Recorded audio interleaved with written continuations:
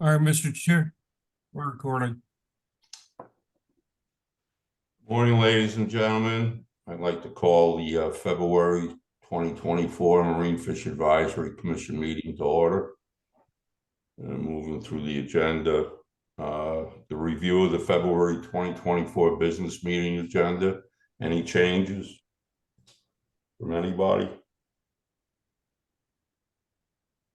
Not seeing any hands raised to suggest changes, Mr. Chair. Thank you, Jared. We'll move along. Review and approval of the December 2023 draft business meeting minutes, and I'll need a motion, or this is a roll call vote, so we'll need a motion. I'll make a motion, Ray Suki. And do I hear a I'll second it. I'll Thank second it. Shelley. Thank you, Suki. Thank you, Shelley. Jared? Sugi, Yes. Bill Amaru, Yes. Bill Doyle, Yeah. Khalil, Yes. Tim Brady, Yes. Chris McGuire, Yes. Mike Peardnock, Yes. Shelley Edmondson. Yes. I think that covers the group. Thank you, Jared. Moving along. My only comment is thank you all for your attendance once again. We don't have any action items today. That was our only action item, approving December's minutes. But we do have discussion items that are relevant and presentations. I'm going to turn it over to law enforcement. Is Lieutenant Bass on? Who's on today, Jared? It's Lieutenant Bass. Lieutenant Good morning. Bass, the floor is yours. All right, thank you. I believe Lieutenant Colonel Pat Moran is also on. But yeah, to be brief, a couple of the issues we're dealing with recently. Continue to have some issues with offshore draggers and some conflicts with their lobster management area endorsements and where they fish. But well, either way, they still appear to be in some violations there. Also with some scallopers out there offshore, going in some closed areas, but that may likely be fixed by a NIMS rule to make some of these closed areas no transit areas. Anybody has any questions with that, I can probably answer it later. Also, inshore with state scallop and clam boats in closed areas, and some mislabeling and whatnot was an issue the last couple of months. But I think there was an industry meeting, a public hearing recently, and I think that's an agenda item that hopefully DMF, they've handled that pretty effectively, so that won't be an issue. Obviously, it's whale season. I do have a number of whales in Cape Cod Bay, and we've already well on our way to the gear removal. There was a flight yesterday, saw very little gear, so as expected, we continue to see less and less gear in the area.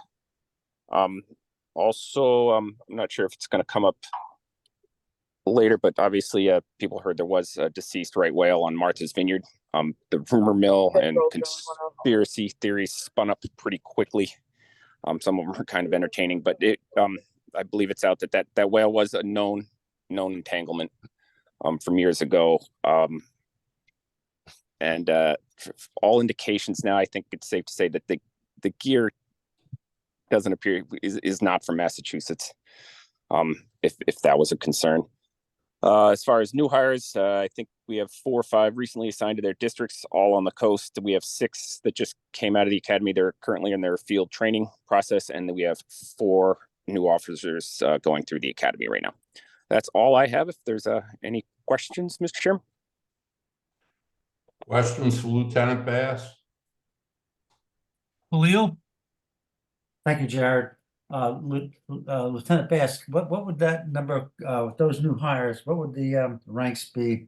The number You know what? I did not do the math. I think we're you know what? Let me count it up, and I will see if I can get back to you shortly. Thank you.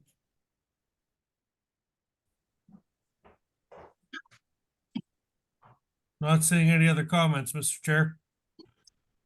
Thank you, Jared. Commissioner O'Shea, the floor is yours. Mr. Chair, thank you. And good morning, everyone. Just a couple updates. One is that I'm going to be meeting this Friday actually, with a lot of the leaders of the Gloucester commercial fishing community on Friday. I believe Director McKiernan is going to join me.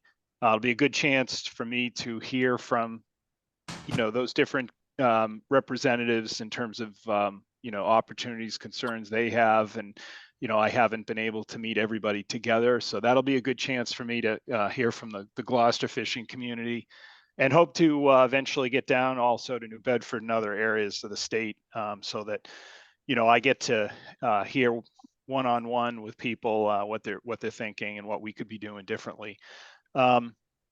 I also recently went down to Washington, D.C., was invited to the Summit on Ocean Biodiversity that was hosted by the Smithsonian and NOAA. Yeah, it was really interesting. They had speakers from all over the East Coast there. But in terms of some of the things that were discussed was the importance of ocean biodiversity for actually ensuring sustainable fisheries. And, oftentimes biodiversity is thought of as a trigger word in the commercial fishing community, but really, thinking about it in terms of healthy forage fish, protection of habitat, especially those habitats that are very productive, and really how are we thinking about biodiversity to make more fish, as well as access to those fisheries. There's also was a lot of talk about climate impacts. What can we do, and what do we have control over? So it's just interesting to hear the discussions. And then I guess NOAA and the Smithsonian are going to release a national ocean biodiversity strategy in June, which, as you all know, we also are going to release a biodiversity goals for Massachusetts, which includes coastal and marine. So today, myself, my team are presenting some draft goals to the secretary, and definitely hope to talk to you all more about how those are shaping up. We also are going to have a nonprofit and partner input session on February 29th. So we happy to talk to you all more about that, and certainly you're invited if you want to come and participate. That'll just give everybody a chance to give their perspectives on ocean biodiversity here in Massachusetts. We're going to have 4 breakout sessions. So we'll have one focused on ocean, one on coast, one on freshwater aquatic, and then one on terrestrial. So that'll be interesting. And then we'll have public listening sessions. So those are coming up as well. And then I think later today, you're going to hear more about the just an update on the strategic plan for the department. So I'll stop with that and see if there are any questions. Questions for the commissioner? Not seeing any hands raised. Thank you, Commissioner O'Shea. Anything else to add, or are you good for now? I'm good. Thank you, Mr. Chair. Thank you, Commissioner.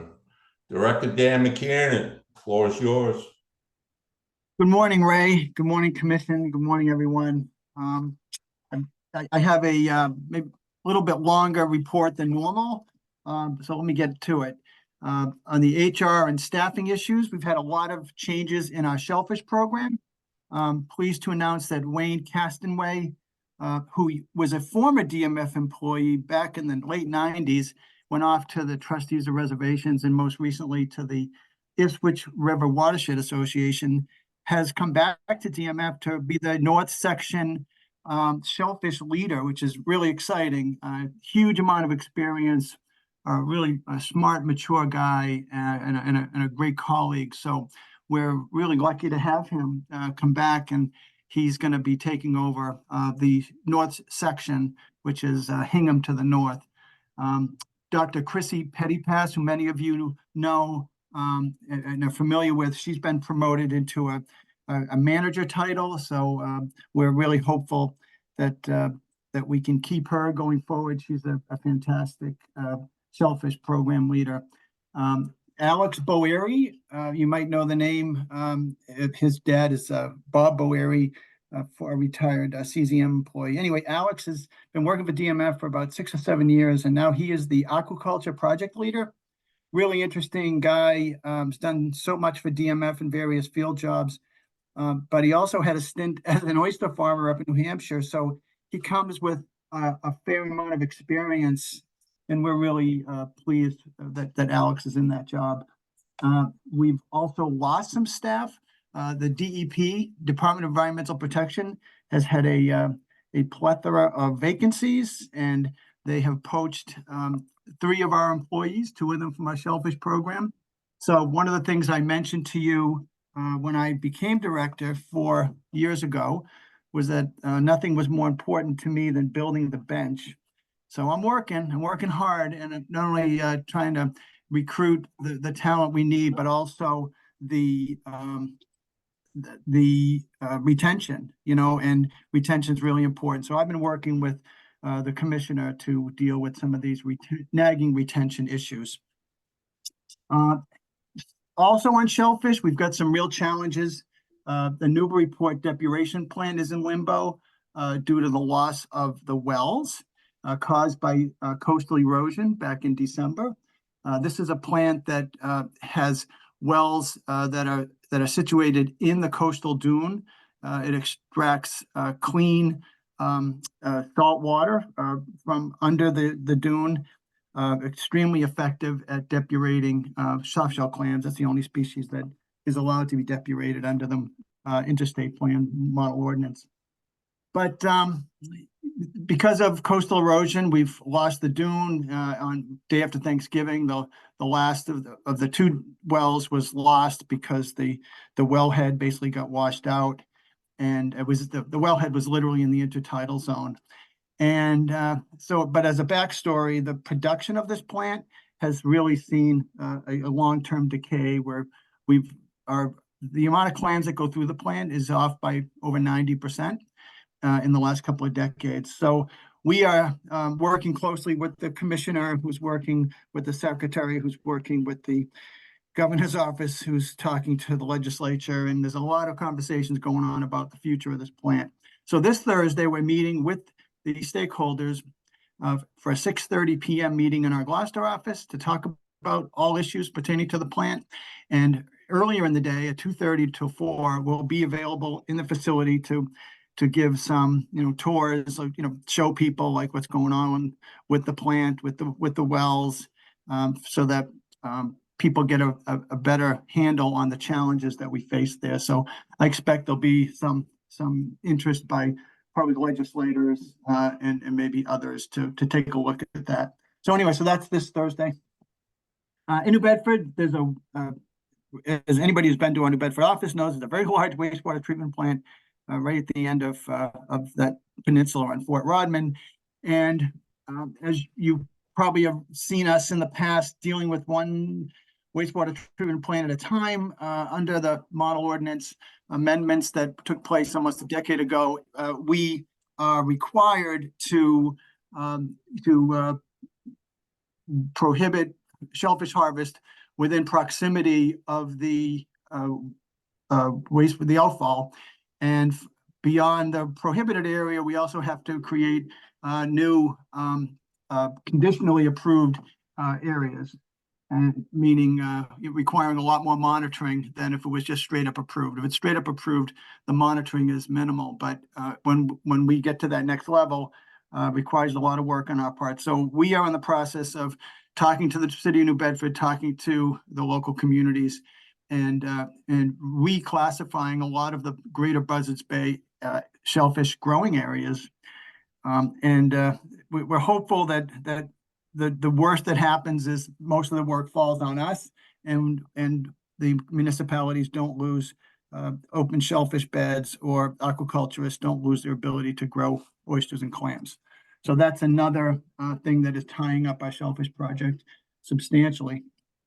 On the lobster front, good news, if you recall, last year we came to you with a derelict gear white paper that was written primarily by Bob Glenn and his team, with the input of many of you on the commission, including Suki Sawyer and Beth Cassoni and others. Center for Coastal Studies participated, law enforcement participated, and at the end of the report, it called for legislative changes, specifically to eliminate section 32 of chapter 130 and give DMF the regulatory authority to deal with marine debris, fishing gear, and also to seize fishing gear in closed areas. So the good news is this week, Senator Tarr filed the bill, and so we're thrilled that it's finally making some progress. And so thanks to all the folks who helped us with that. And Ray, I know you were an integral part of that as well. And if I've forgot anyone else, just let me know. But great work. The wheels of government move a little slower on the legislative side than they do on the agency side. But we're really pleased that Senator Tarr was able to do that with us. And what he filed is just spot on of what we were requesting. It even had a few small improvements in terms of the language. So next, we've got a lawsuit up in Maine filed against Maine DMR by one of their fishing unions about the trackers. Recall that last May, we implemented the ASMFC's management plan, a lobster management plan addendum to require cellular-based trackers. Pretty successful program. Other states weren't as quick on it as we were. I personally see huge advantages to this, given all the offshore wind conversations that we find ourselves in, and the inability to sort of represent, or I'll say defend, for lack of a better word, the lobsterman's footprint, because it doesn't exist. This tracker information is going to be huge going forward. Also, it'll create vast improvement on right whale risk reduction strategies, because we'll have much more precise read on the locations of fishing gear. Nonetheless, when they enacted it in Maine at the 11th hour, which was mid-December, a lawsuit was filed by the union, and that is proceeding. There's another lawsuit filed by our own Massachusetts Lobstermen's Association. The National Marine Fisheries Service closed an area that we affectionately call the Wedge. It's an alleyway of an area just east of the state waters line in Massachusetts Bay. And we asked NIMS to consider closing it because we look at it as a place where a lot of gear is potentially being stored during the winter months. And given its proximity to the large aggregations of whales in Cape Cod Bay, we felt it would make more sense to close that area, as they've done in the last few years. But that's been challenged by the Mass Lobstermen's Association, citing the legal authority for NIMS to do that, given that NIMS is under what we call the Consolidated Appropriations Act, which was enacted back in 2022, which basically put NIMS on into a pause on any new regulations governing the large whale take reduction plan. Basically, the law or the budget stated that for 6 years, the lobster fishery and the Jonah crab fishery shall be in compliance with this federal law, and so everybody understood that to be a stand down for 6 years till 2028. However, we believe that there was another part of the language, and NIMS believes there was language in there that basically attempted or empowered NIMS to enact emergency regulations that were already in effect, and that's the NIMS's angle, saying that, well, that was an emergency reg back then. We're going to refile it, and so the courts will figure that out. But that's in play as well. And then finally, Matt Bass mentioned the right whale. I won't go over that again, but thanks to the rules that we have enacted with your approval on line diameter and marking schemes, that's how Matt is able to say it doesn't appear that it is Massachusetts gear based on those two factors, line diameter and the color scheme on the line. On upcoming hearings, we've got 2 days of hearings on the 28th and the 29th. They're going to be marathons, meaning, we've got a lot of items, I don't know, like 10 or 11 different items. And we're going to have one down at the Mass Maritime on the 28th, and then on the 29th, we're going up to our Gloucester office. We've already seen a substantial push coming from one of the nonprofits, the Mass Audubon, on the horseshoe crab rules. I think we got something like 1,000, email, duplicate emails or emails that come from their website in the first day that we announced the public hearing. Obviously, that's tailed off, but there's a lot of interest in the public on that issue. We are also going to have a at the MLA weekend, which is the third weekend, I believe, in March. We're gonna squeeze in a short public hearing on the morning of the first day, on Friday, about lobster addendum 27, which is the increase in the carapace for next year, the change in V-notch possession standards, specifically for the Outer Cape, and maximum gauge, and also the 10% trap tag extra tag allowance for replacements. Those are issues that ASMFC approved last year. They're slated to go into effect next year. And so we're going to hearing now so we can get them on the books, and so that we won't be running up against that late deadline.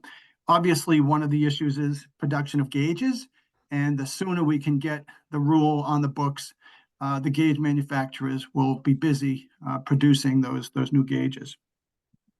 And then finally, at the beginning of this meeting, and I know there was some talk about rope distribution. And Bob, I communicated with you. Do you want to speak to that? Because I don't think it's part of the agenda today. Yeah, sure, Dan. I'll touch briefly on that.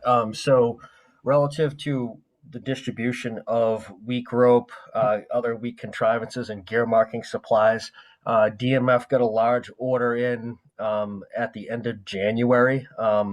And right now, in this first few weeks of February, all of my staff right now are heavily focused on gear retrieval from the closed area. That's going really well. And once that winds down probably by the end of next week, they'll kind of switch modes and work on a plan to distribute all that gear.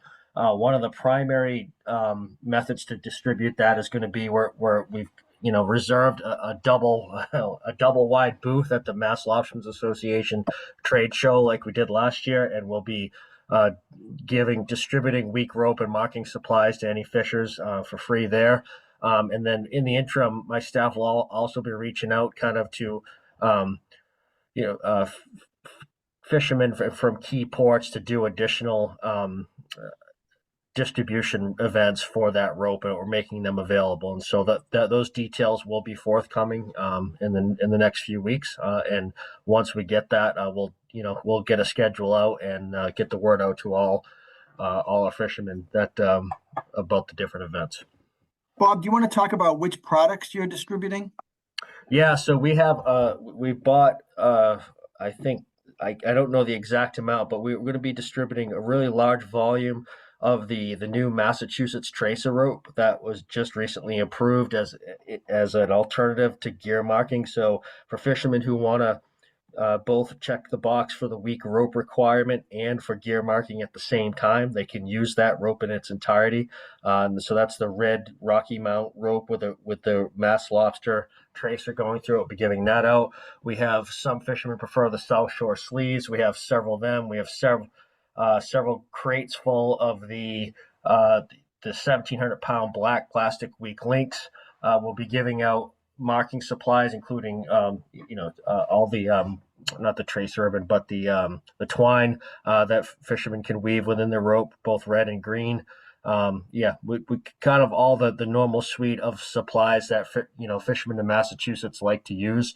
This year, prior to the season, we did send a survey out to all permit holders via email to ask them what they liked or what they preferred.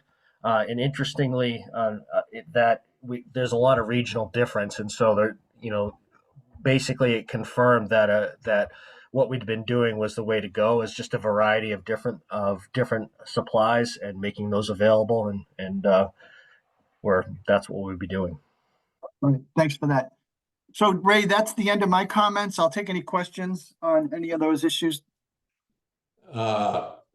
Questions for the director? Khalil? Khalil, you recognize. Thank you, Mr. Chairman. Thank you, Jared.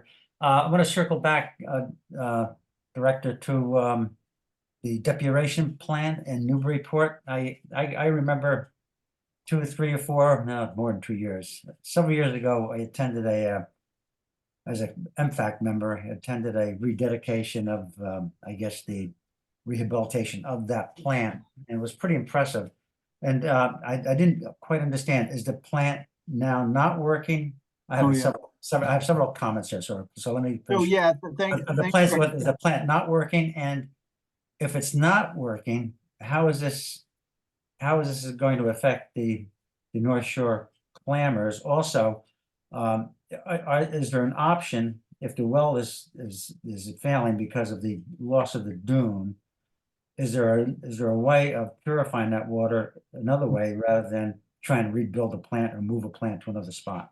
Yeah, all good questions. So, the plant is not closed. We still have a working laboratory in there that is equipped to do certain tests that none of our other state labs can do. So technically, it's still open. What we're not doing right now is receiving shellfish, which is, the primary function of that plant. So, at this time, it's not. We have some decisions to make and the need for some substantial resources if the decision is to stand the plant up again in terms of that function. So that's really the focus of what our conversation is going to be with the industry on Thursday night. So, if you look at the decay and how many clams are coming to the plant, it's really kind of alarming. And there's a whole suite of reasons for that. One of them is some of the areas have been reclassified as conditionally approved, which means the communities take over those shellfish resources. When an area is conditionally restricted, then it's only being dug for depuration, it becomes kind of it's the state's shellfish.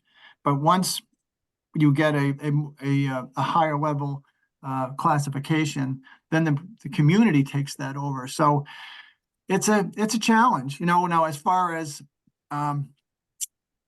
what are the options? There is a private depuration plant that's operated out of Elliott, Maine, that if with some work, we could make arrangements for some of those clams to go up there if our plant was not going to be operational either in the short term or the long term.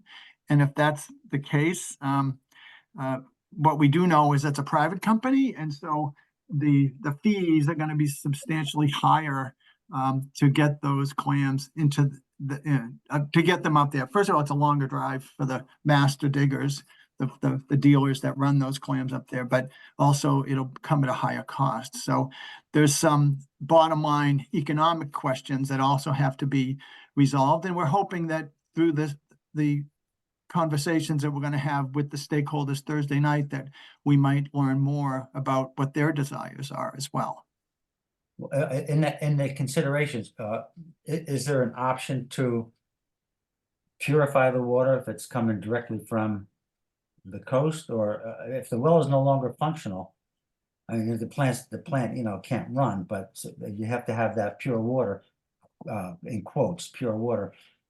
Is a filtration system out of the question, or is this all being considered? That's what I'm asking. Yeah, well, I think those are the options that are on the table. Obviously, the water that's immediately adjacent to that is in an area not open to shell fishing, so that's a challenge. And we've never ventured into the realm of trying to bring in. I mean, historically, this place was built based on the advantage of bringing super clean water out of the dune, and now to do it in the realm that you've described is could take a whole different level of cost, different level of risk. So it remains to be seen. So, but that is an option that I guess we could look at. But there's a lot of options on the table, so we're working hard to explore all options at this point. But Khalil, I'd recommend you come to the meeting Thursday night because if you have this interest, and I think it'll be really informative. Thank you, Director. Yeah. Questions for Director McKiernan? Sookie? Yeah, thanks, Jared. Thanks, Ray. Hey, Dan, last month I asked you about if there was an uptick in Maine scallopers trying to get cat permits to come scallop in Massachusetts waters. You got any information on that? You know what? I know Story was looking into that and he couldn't make the meeting today, so I'll pledge to you to get back to you, Yeah. shortly on that, but I don't have access to Story. Yeah. For this meeting. I can say, Sookie, that I know of at least one state waters cat boat that has come down that is based out of Maine that has come down and started fishing. Just from interactions and phone calls. But that's not, yeah, I mean, that doesn't tell you how many permits have been transferred up to Maine for that potential use. But I know of at least one boat that's now fishing. Yeah, I see a couple in Gloucester. That's why I was wondering. Okay, I'll just wait for the Story maybe to contact me or I'll Yeah. contact him. Thanks. Dan, can I ask Bob Glenn a question? Sure, of course, Ray. Bob, you on? Yes, I am, Ray. Yeah, good morning. Good morning. I spoke with David yesterday. He called me. So we've got 3 different warps coming. You've got the candy cane, the red, and the Everson. So am I to understand that the red line is the only line with the Mass State tracer threaded in it? Yeah, at this time, as far as I understand, that's the only one that currently is being manufactured with the tracer. I believe that there's been discussions with Everson, and they are possibly going to also try to incorporate the tracer, but I'm not sure that they have at this point. My hope would be is that all the manufacturers who make weak rope would start to incorporate that because it's a real surefire marking method. Thank you very much. Thank you. Back to you, Director. That's all I have, Ray.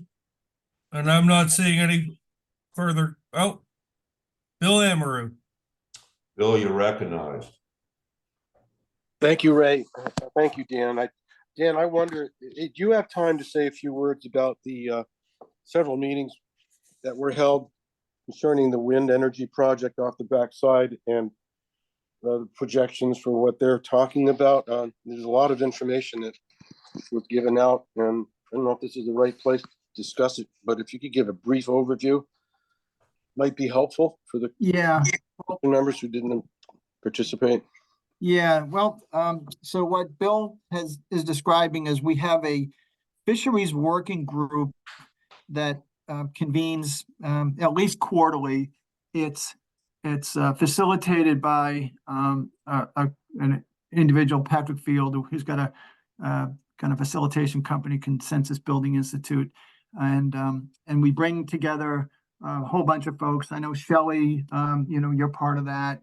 And Bill, you're part of that. I'm trying to think of other commission members, but it's all things wind and fisheries related. And so typically we bring together the developers along with the fishing interests and as well as some other government agencies for a formal agenda, but free flowing conversation. And it's they're very informative.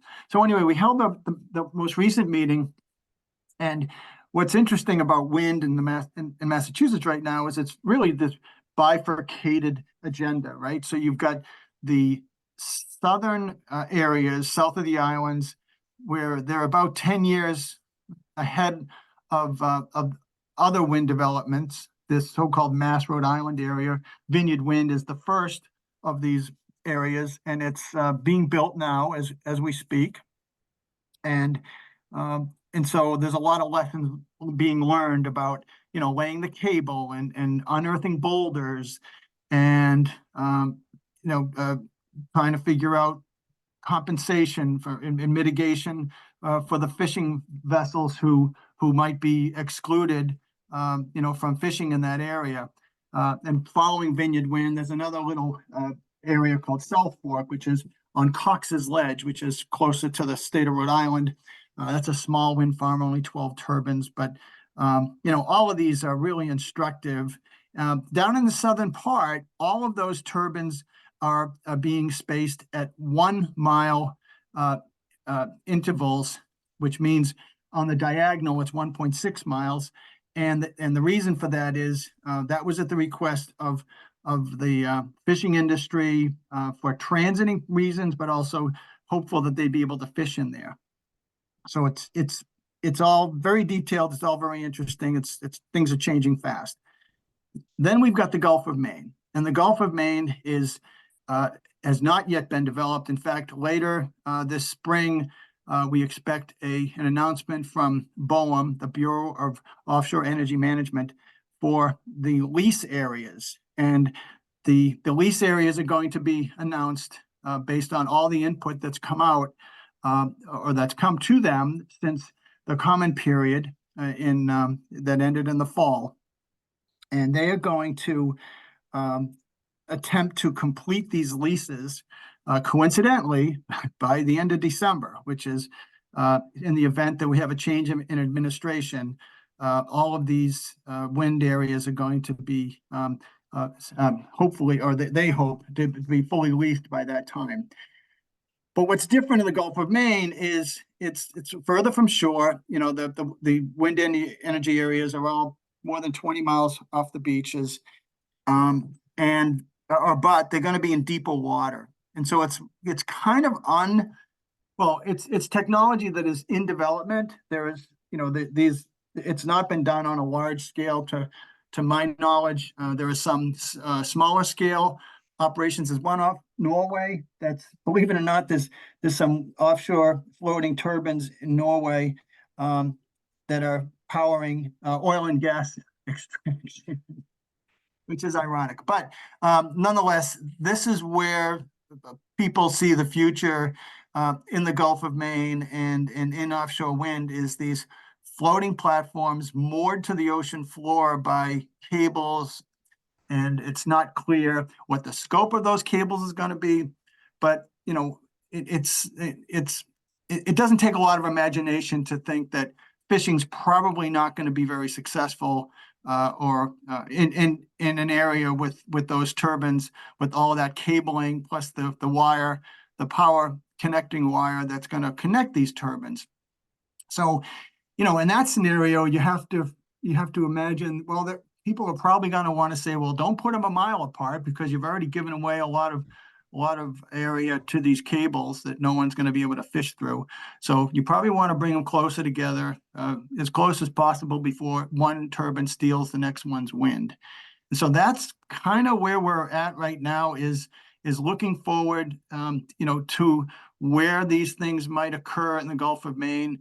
You know, there is an area that's probably going to be the preferred locations east of Provincetown or southeast of Gloucester, in that area, because there's because that's where the power needs to come in, right? Obviously, you need to bring your power into these urban environments where the power is needed, and also at connecting places where you can get the power into the grid.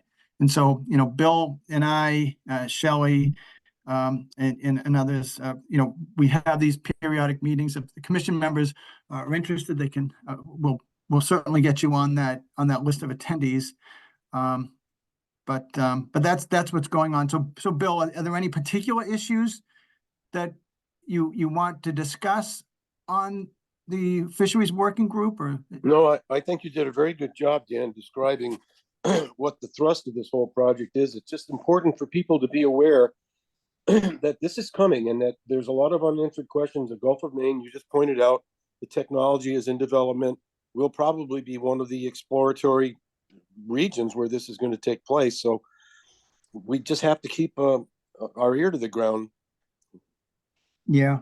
And Bill, you know what's interesting about Vineyard Wind right now is, you know, that's the first project and it's down in south of Martha's Vineyard that's being built.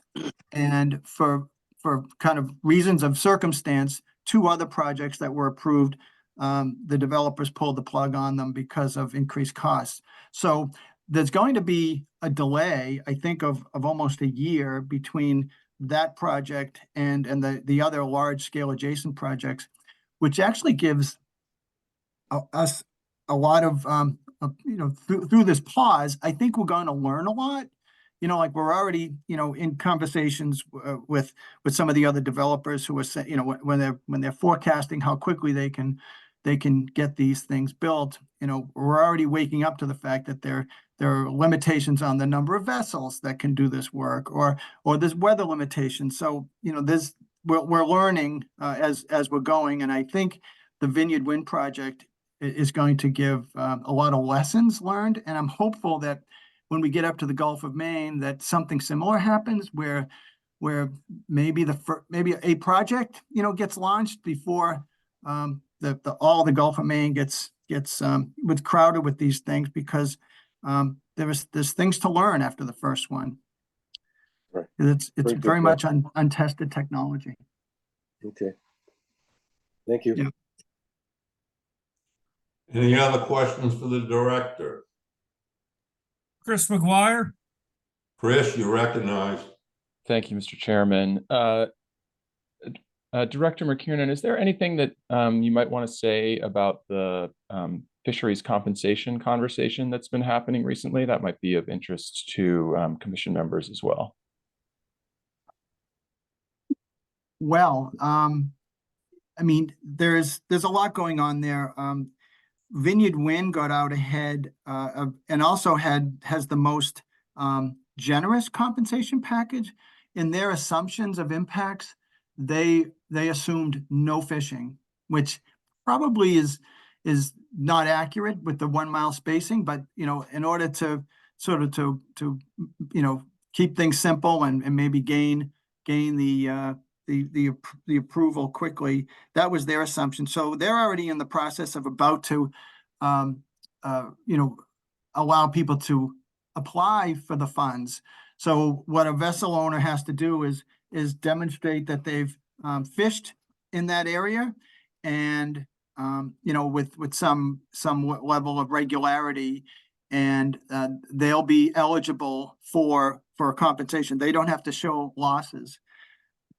The next round of projects, like the South Fork one, it's different, right? And so in that case, you have to demonstrate losses, and it's creating some angst, among the fishing industry leaders, because some think that it's going to be so complicated that such losses aren't going to be able to be documented, or some of them are going to be fraudulent. So it's got some people upset, but again, these are different companies, these are different projects, and so far they've been different. And now behind the scenes, there's also something Massachusetts has been involved with, and it's called the 11 States Initiative, because each of the projects that I just described, South Fork run by Ørsted or Vineyard Wind, is a it's a they're directly they're directly paying to the individual fishermen with some differences, whereas specifically depending on the state you're from, you may get better benefits because each of those developers is negotiating directly with the state agencies. So what 11 states have come together and said, well, let's make this more consistent among the states, and let's have all states kind of join together and create like a single entity that could, collect some of these funds from the developers and then pay them out in a more consistent fashion. And so again, we're breaking new ground. It's something that's never been done before. And the reason for all of this is that, BOEM doesn't have the legal authority to collect funds and disperse funds. So anyway, so is that kind of what you were hoping that we'd be discussing here, Chris? Is that, are there other issues you want me to talk about? No, I just, at the last meeting, there was a conversation about Vineyard Wind opening up their sort of eligibility in March. And I think there's probably a document that we could share with committee members that I think was part of that meeting that might be helpful for folks to check out. Yeah, and DMF is going to help publicize this to its permit holders. But to be fair to Vineyard Wind, they have some really great people on the waterfront working this issue, and they've been working with us all along to help identify affected vessels and vessel owners, and so I have a lot of confidence that the Vineyard Wind folks, will be in good communication with the industry. But we've offered them our lists of permits and our communications, ability to our fishermen as well.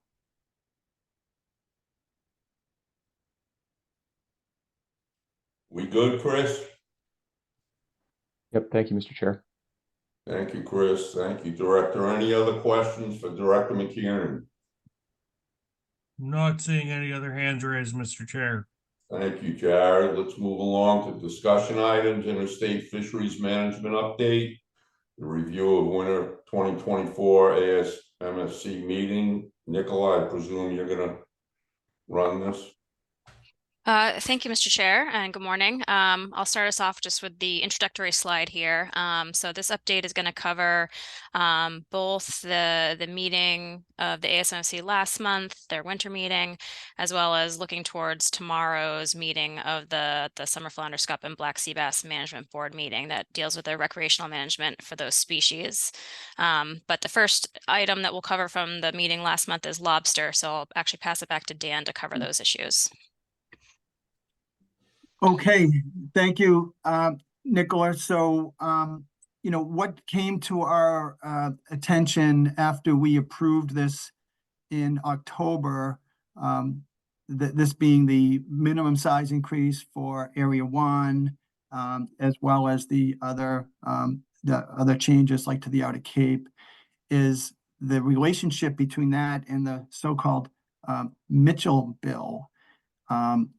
But the Mitchell Bill, which is ironic. So, true story, it was back in early 1990s when George Mitchell, the senator from Maine, actually enacted a law that said that Canadian imports were not allowed into this country if they were smaller than the minimum size that was in effect for any of our lobster areas in this country. At the time, that was 3¼ inches. So what it meant was that all of the country, Florida, California, Colorado, they all had to abide by the minimum size in terms of possession, at a seafood deal or whatever. And so, that works fine, right? Because we hadn't had a change in the minimum size in the Gulf of Maine, which is the biggest producing area. We hadn't had a change in the minimum size in over 30 years. And then lo and behold, when we went to change the minimum size through this addendum, there was some question about whether it was the will of the commission to make that Mitchell Bill standard still hold up. And there was some confusion, or there's something stated on the record where, suffice to say, after the vote was taken, there was debate as to whether or not that national minimum size should apply. So what we did is we've decided to create an addendum just to clarify that the answer is yes, and that the NMFS's law as written in Magnuson will apply to lobster minimum size throughout the country. And then, as a second issue that came up, there was some question about maximum size as well, and so we're probably going to try to address that in the same addendum. So anyway, it's an addendum to clarify, the intent of the commission's vote, and it's particularly interesting for me because it was back in 1990 that this commission actually voted to delay that gauge increase. None of the members, of course, are present today that were present 34 years ago, but that was happening in all the states because the industry was unhappy about the gauge increase. And as a result, the federal government actually withdrew the lobster plan and handed lobster management over to ASMFC. And so that's how ASMFC became the lobster management authority that we have today. So anyway, just a point of clarification. So it will be an addendum. We'll probably do some public hearings and hope to approve that at the late April, early May business meeting. The other issue that came up had to do with scallop fishing in an area of closed area 2. And there was some concerns on the part of some of the offshore lobstermen that the scallopers fishing heavily in an area with a lot of reproductive females could have a negative effect on lobster conservation, especially given the inability of some of these larger lobsters to get out of the way of the dredge, et cetera. So that's an issue that's it is being studied.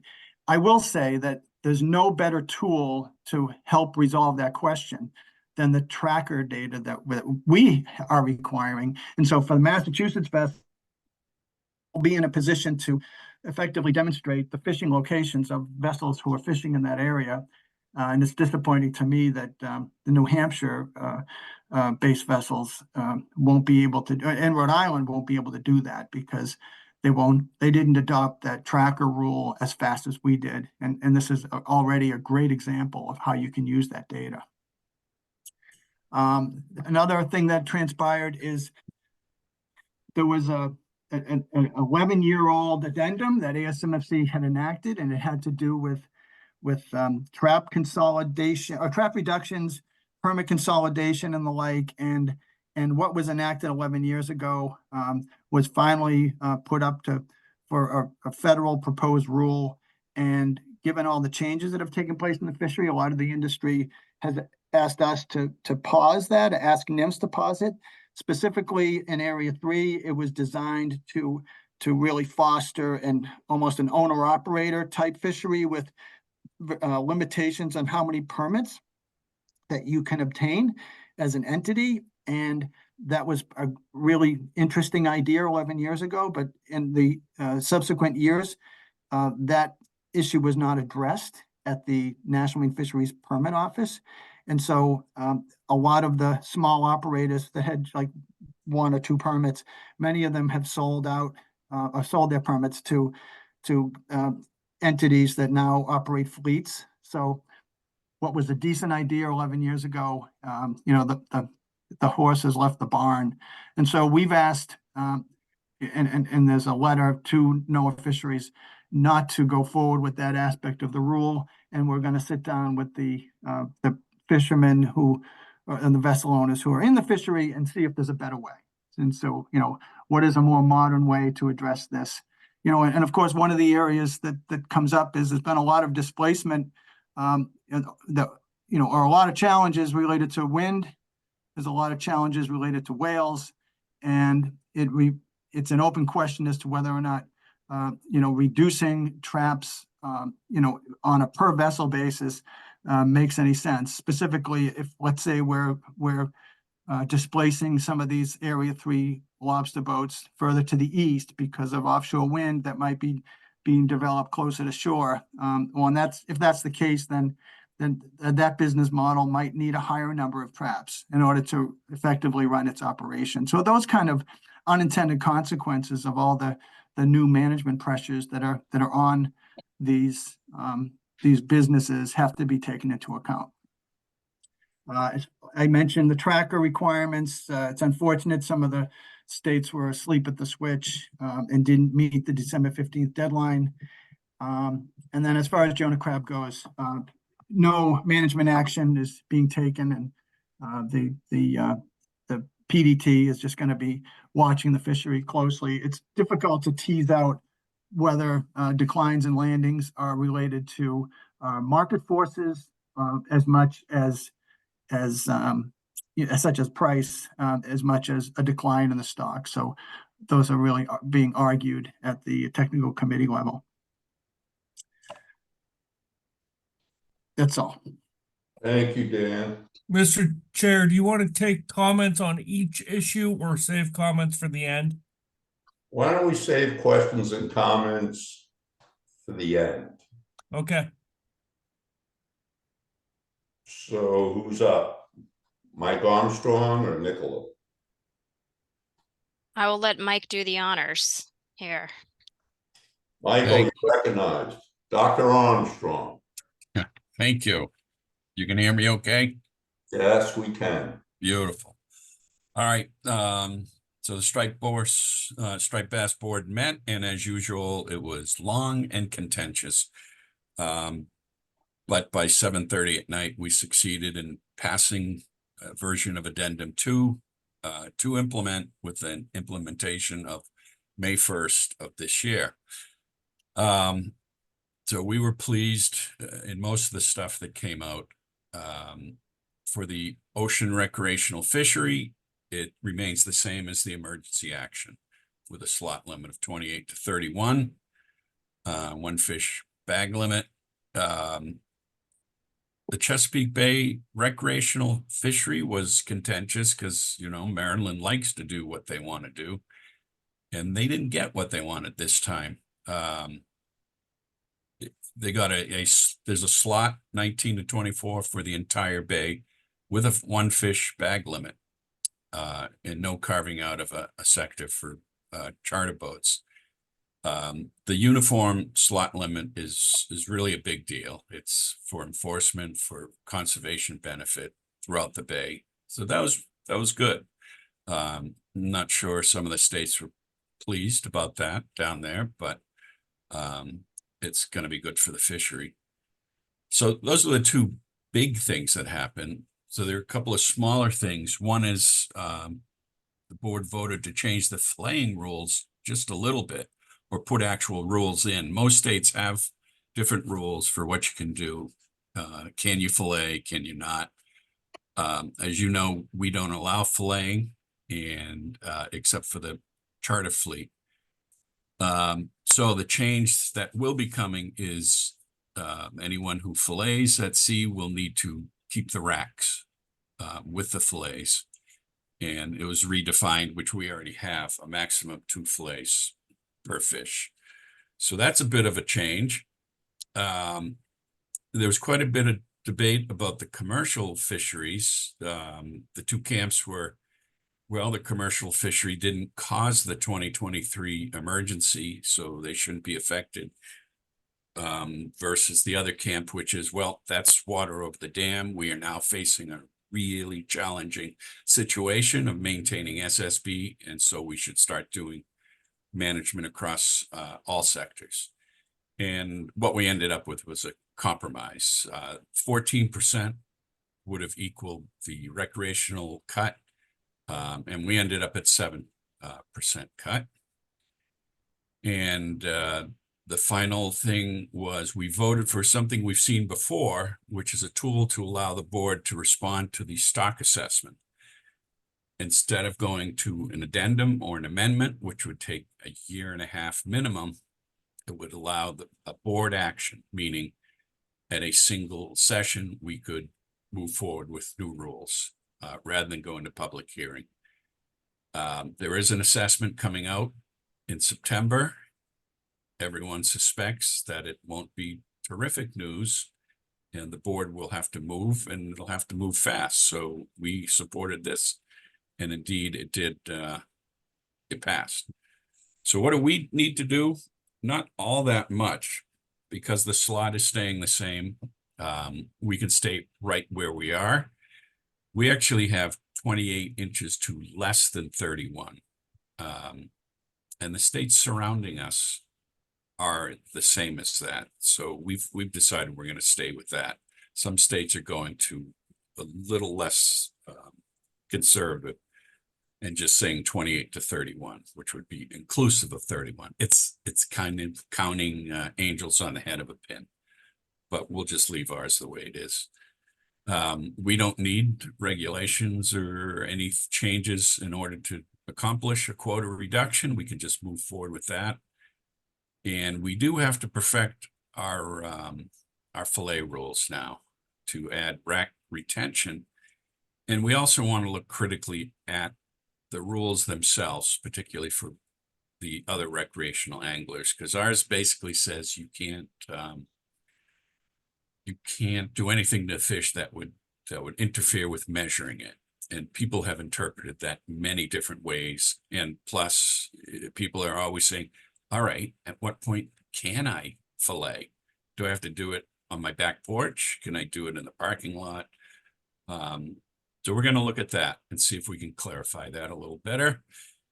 And so in relation to that, we will be having a information meeting on February 21st. It'll be a virtual meeting. It's targeting for-hire operators in this new fillet rule. And Nick's kind of taking the charge on that. So if there's any questions, I'll defer to that. And so we will bring these regs to you, the changes we need to do, and next month's meeting, and then we'll have to put it all in for emergency rulemaking in order to get it in by May 1st. And I think that's it. Thank you, Michael.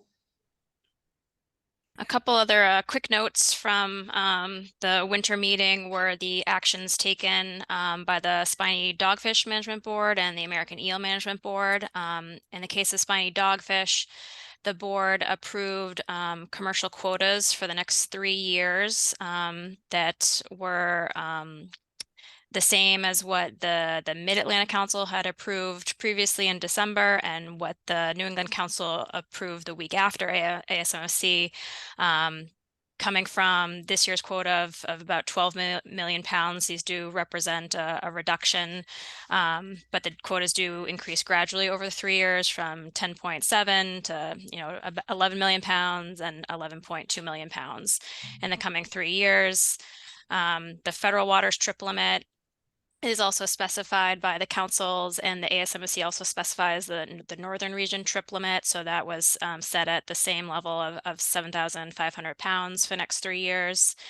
It's notable, though, that that NOAA Fisheries either abstained or objected to the quotas during the votes at these management board and council meetings, citing concerns about the level of discards that were used as the discard deduction when specifying the quotas. So NOAA will be, NOAA is responsible for implementing what the councils adopt. So we'll be looking forward to a publication of a proposed rule to see if NOAA supports the council's actions for these quotas or takes issue with them, that was represented by their objecting to the quotas at the meetings. Regarding American Eel, there were 2 actions taken to approve 2 addenda. One of them looks at continuing Maine's glacial quota, the level of just under 10,000 pounds. It sunsets after 2024. So this is just an action to continue that quota moving forward. Initially, there was an option that would have reduced the quota, but that the board removed because the stock assessment hadn't actually recommended a reduction in the glacial quota. So this looks at just continuing the same level and how long it stays in place. Then there was a second board vote on another addendum that addresses the coastwide cap for the yellow eel fishery. For these options, they look at the results of the stock assessment, which, using a new tool, is recommending a lower coastwide commercial cap for the yellow eel quota. So there's various levels of cap that would be there. This cap, when it is exceeded, then it requires states that are not de minimis to take some further action to reduce their harvest. Massachusetts is a de minimis state, though, for yellow eel harvest, and so this action really won't affect the Massachusetts fishery directly, nor would the glacial quota for Maine directly affect us. So we are not holding a Massachusetts specific hearing for either of these addenda, but there are virtual public hearings being held in other states, which we'll get a notice out about those so that any interested stakeholders could participate in those virtual hearings to provide comment. Moving on to the board meeting that happens tomorrow. For fluke scup and sea bass. These species are managed jointly with the Mid-Atlantic Council, so the business for these species is often at the joint meetings with the Mid-Atlantic Council, and sometimes we have to have these kind of out of sync ASFC meetings in order to get measures in place. So that's what's happening tomorrow. As I previously reported to the commission, we're moving into this year with a 28% reduction for summer flounder recreational harvest, a 10% reduction for scup, and a requirement for status quo black sea bass harvest. So the board in doing this is setting 2-year measures for summer flounder and scup, only 1-year measures for black sea bass, because we have an assessment coming later this year that will be used to inform the measures in 2025 for black sea bass. That the sea bass assessment notably did go through a research track assessment, and there's some notable improvements to the data there, and parsing it out into region and seasonal timeframes and other improvements. But what is happening now is that we will have this board meeting tomorrow to approve a range of options. Massachusetts submitted a suite of options for each species. We will be holding a scoping meeting on them next week at February 21st. That's the same meeting that will also get any input on the filleting measures for striped bass, as Mike mentioned. I noticed it went out about this late last week, but we'll get some more social media posts out soon to make sure that we get some good attendance for it. And then similar to what Mike was saying about striped bass, we will need to proceed with emergency rulemaking for these measures. So we'll come to you at the March meeting with the comment that we get next week and through the scoping period to select a set of measures for emergency rulemaking. Regarding black sea bass, one slide back up, Jared. Regarding black sea bass, the requirement is for status quo harvest. However, states are allowed to make some small tweaks to their season, very minor changes, provided they're not projected to increase harvest. So we did submit one option. We can stay exactly where we are right now, or where we were in 2023, with that May 20th to September 7th season. May 20th is a Monday this year, though, so this one option just moves that date by a couple days in order to maintain the Saturday opening, which the for-hire fishery has previously supported our doing. So this should be an easy approval, and most likely what we'll move forward with for this year. Moving on to summer flounder. With this here, we have the 28% reduction. We developed a kind of a wide range of options here, how to meet that reduction.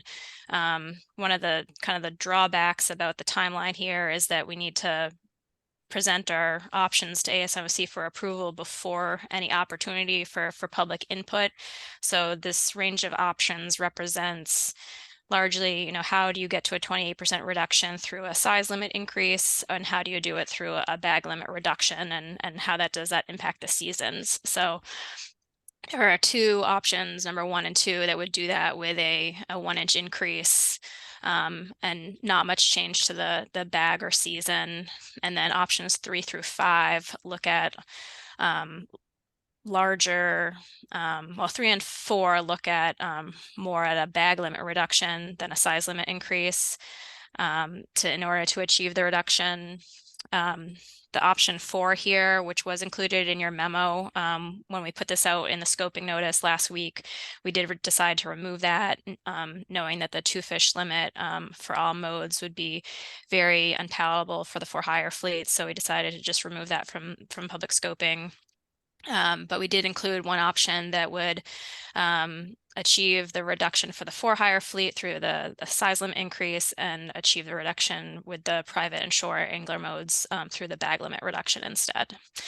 So that's the range of options there. And with scup, we work as a region for scup.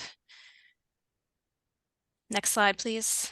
We work as a region for SCUP with Rhode Island, Connecticut, and New York. So we worked with those states to submit 3 options for consideration. Last year, we only had one option, which was met with a little bit of discomfort. It wasn't much to comment on. So we did develop 2 additional options, other than just looking at a size limit increase as we did last year for a required reduction. So the first option is a 1/2 inch size increase. Option 2 looks at how you would achieve that cut with a bag limit reduction. And option 3 looks at how to open April and the type of cuts that would be necessary to extend the season. So these are the options that we'll be looking for comment on next week, and we'll bring any of that feedback to you and our recommendation for what to move forward with through emergency measures at your March 19th meeting. And that concludes the ASOC updates. We're happy to take any questions. Comments and questions. Let's start with lobster. I have a question, Ray. Suki, you're recognized. Thank you. With this gauge increase kind of going to effect in January, and Dan's already kind of touched on part of it, that the availability of the new gauges and everything else. If Maine happens to ask for an extension of the gauge increase because they can't get enough gauges, which they've done for the trackers successfully, they didn't have to put them on. A lot of guys don't even have them on yet. And they didn't implement the breakaway ropes till long after Massachusetts did. Could the Massachusetts team request that if states are going to get an exemption to extend out the gauge increase, that everybody has the same extension? Dan? Of course, the answer is yes, but let me just explain that, Maine was not late in their trackers. They actually, they made the motion to require it by December 15th.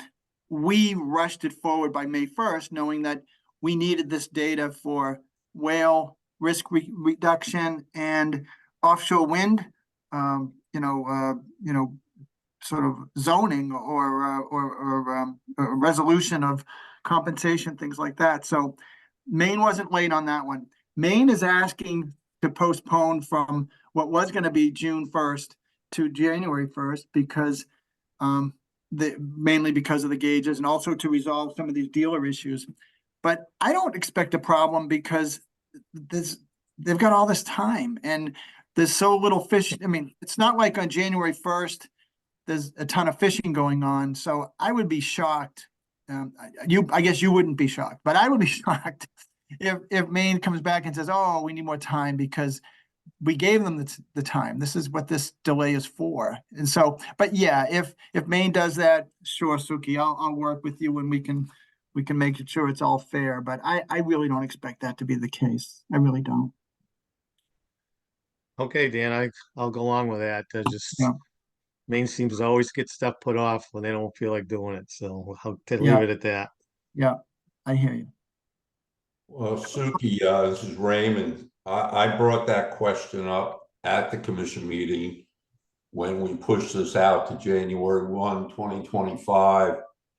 Across the table, Maine sits from us, and I directed the question to Pat Kelleher that we don't want the state of Maine coming back saying, well, there's a lack of gauges, so we can't implement January 1, 2025. And he was in agreement. So I believe in what Dan has just told you, Suki. I think Pat's going to be very strong on this. Hey, Okay, Ray, could I'll go I along. add a little anecdote about eels for the commission? What we learned at this last meeting is that there is a domestic aquaculturist in Maine that is producing yellow eels for market, whether that be, the food market or the bait market, whatever. They use 200 pounds of glass eels that are allowed under the interstate plan for a state to have its domestic aquaculture. And then they buy 300 pounds more of glass eels on the open market, competing with whatever the foreign buyers. And from that, the 500 pounds of glass eels, they are producing more yellow whales than the entire United States. So the annual landings among all states is less than 500,000 pounds, and they're producing 500,000 pounds of yellow whales, one company. So I think it's like, it's kind of amazing, but I think it's also a little bit of foreshadowing of the role of that aquaculture might be able to play, in some of these fishery management schemes. So just want to share that with the commission. Thank you, Dan. Are you good, Suki? Hello? Yeah, I'm all set, Ray. I was muted. All set, thank you. Thank you, Suki. I guess we can, are there any other questions on lobster? There, Questions or comments? I don't know if they're on lobster, but I can just call them as I see them, Mr. Chair. Thank Chris you. McGuire? Yeah, thank you, Mr. Chair. A question about the lobster tracking. Director McKiernan has referred to this several times. I'm curious sort of when and how managers and other interested parties will eventually get access to the aggregated tracking information. Does that flow through to ACCSP, or is there going to be a portal, or how are we going to begin to to use the information that's being collected for all of the purposes that the director mentioned? Yeah, that's a really great question. And it's something that the holders of all of these records that work with ACSP are trying to work out, because it is technically confidential data. And I'm confident that this information, especially aggregated, should be available. I don't know, maybe after a year. I mean, we're still working out some of the bugs. Kind of like I described earlier, Vineyard Wind going first. There's a lot of lessons learned in that first development. DMF going first with the trackers is breaking new ground, and we're learning about the data. So the data is coming from multiple vendors, right? Because we don't have just one vendor. And so the ACCSP folks are the holders of that. So I don't have a definitive answer that a date certain it will be made available, but I'm quite confident that it will be for all the purposes that we're describing, especially if it has to be, if it can be and has to be aggregated, among at least, like any confidential data set, you have to have at least 3 vessels, 3 entities represented, in a particular cell, if that's how you're describing it. But so anyway, but as far as the usefulness of the data, it's possible that any of the individuals whose vessels are being tracked could share that data. For example, if a vessel was the victim of a gear conflict, and they wanted to verify that's where their gear was, that's their data. So each of the vessel owners have the ability to share that data. But as far as it being an ACCSP, filtered product, I think we're months away from getting some of that data. But again, Rhode Island's not even in yet. New Hampshire's late. So even if you got it, it would only be a portion of the fleet at this point. Great, thank you.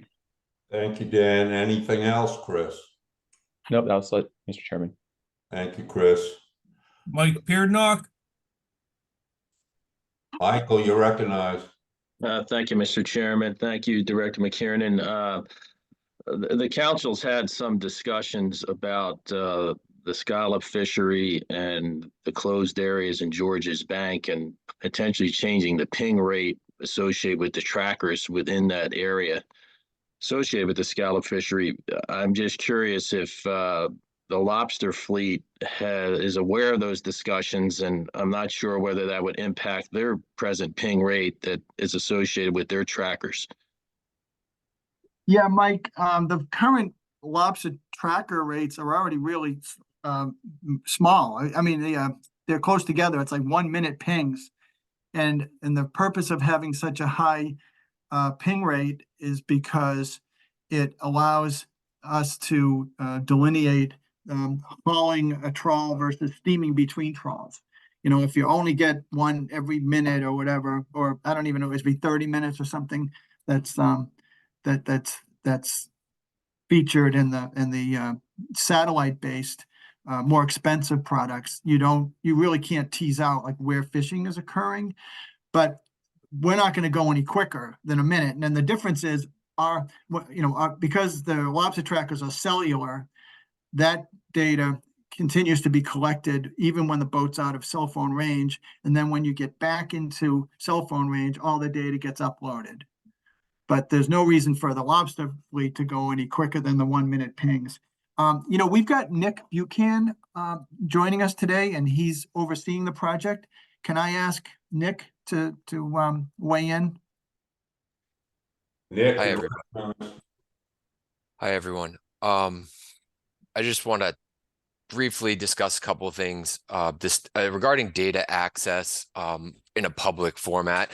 We probably are far away from that, but currently we're working on at ACCSP developing data access procedures and through an Oracle database for a future analyst that we're actually working to hire as well. That's in the future for the division, to hire a geospatial analyst that will work directly on these data sets. And as Dan mentioned, we were the first ones to go. So we're working through all the quirks of every device and vendor and getting fishermen on board. We are well ahead of the game, I think, compared to other states, but there are things that we are learning as we go along here. So as far as aggregate views of data, such as you see in the ocean portal for VMS, we may be further away from that right now, as we would need the staff member to work directly on that. But we are working for the correct data access procedures, whether it's for an analysis, enforcement, etc. It is large data, so you need pretty powerful analysis tools to handle it. So that's where we are there. But we're definitely ahead of the game. And in regards to adjusting ping rate, as Dan said, I'm familiar with those adjusted ping rate rules for federal VMS, but we have such a low ping rate that the spatial data is fantastic compared to what you get from an hour ping rate at NOAA. Thank you, Nick.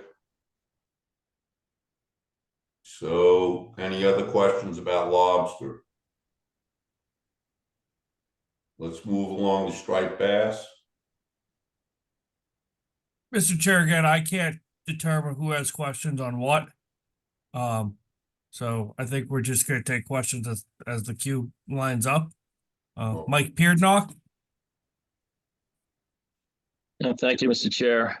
Thank you, Jared. Concerning striped bass, the fillet at sea discussion,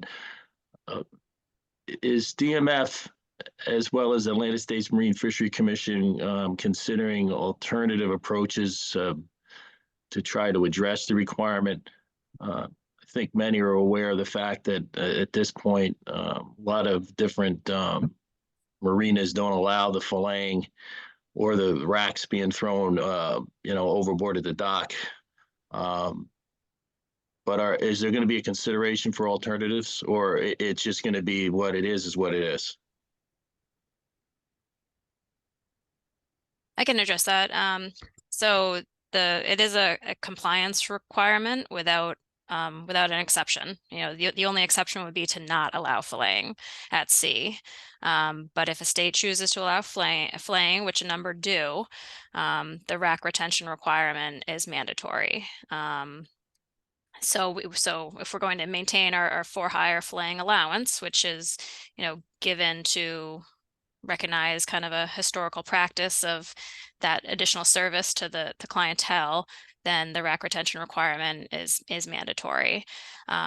Every other state at this time that allows filleting at sea does have a rack retention requirement. Many of their regulatory language, addresses, and this tends to be the state practice that, a cooler is kept on board a boat, and the racks go back out on the next trip. And disposal can happen at that time if there is not adequate shoreside facilities. So that's the type of thing that we'll be looking to discuss and get feedback on next week at the scoping meeting. Thank you, Nicola. Jared? Mr. Chair. Michael? Yeah, thank you, Mr. Chair. Nicola, I just throw out there, is there any consideration that if one was to take a photograph of the fish, photograph of the fillet, photograph of the rack with a date and a time, and with the angler in the photograph, take multiple photographs to provide evidence of such, would that be something that would be considered? The interstate plan, the new requirement does not provide such leeway. Yeah, Michael, and I think Nicola's been clear that that's the reason for the scoping hearing next week. Okay, just thank you. One last thing, that if I mean, personally, I used to have a lobster traps, permitted lobster traps. So if I'm commercial or recreational permitted lobster traps, I then would not be allowed the ability to no longer throw those racks in the traps. Well, there's no filleting allowed at sea during a commercial trip. Striped bass, if there's any commercial activity, would need to be landed whole. But the racks would need to come into shore for the purpose of, enforcement's ability to inspect, size limit compliance. Most of the law enforcement occurs shoreside often. So that's the reason for the requirement, but they wouldn't be able to go directly into any commercial or recreational lobster traps before they come to shore. Thank you, Nick. One last thing, if I can. Go ahead, Mike. Thank you, Mr. Chairman. I mean, the status of the striped bass stock speaks for itself. That are environmentally related conditions that are impacting different spawning areas. It's positive to hear that there's some proposed measures, whether it's nationally, locally, by the governor, or down in the Chesapeake or in other areas, to try to address water quality and contaminated stormwater runoff and other oil and hazardous materials and emerging contaminants that are impacting these water bodies and then subsequently impacting recruitment. There seems to have been too long this disconnect with that, and to point to say, oh, that's the EPA, they're in charge of that. But I'm concerned that we can implement management measures so we're blue in the face, but unless we address these other factors that are impacting the water body and impacting reproduction and recruitment, worse days are coming. I'd also hope that for areas where we can point to what has occurred in Maine, removing dams, and how that dam removal has not only had salmon or sturgeon or striped bass, as well as herring and eels and other forage return to those waters. It's indicative and demonstrates how to do such creates a forage and the critical forage come back, as well as everything else that relies on it.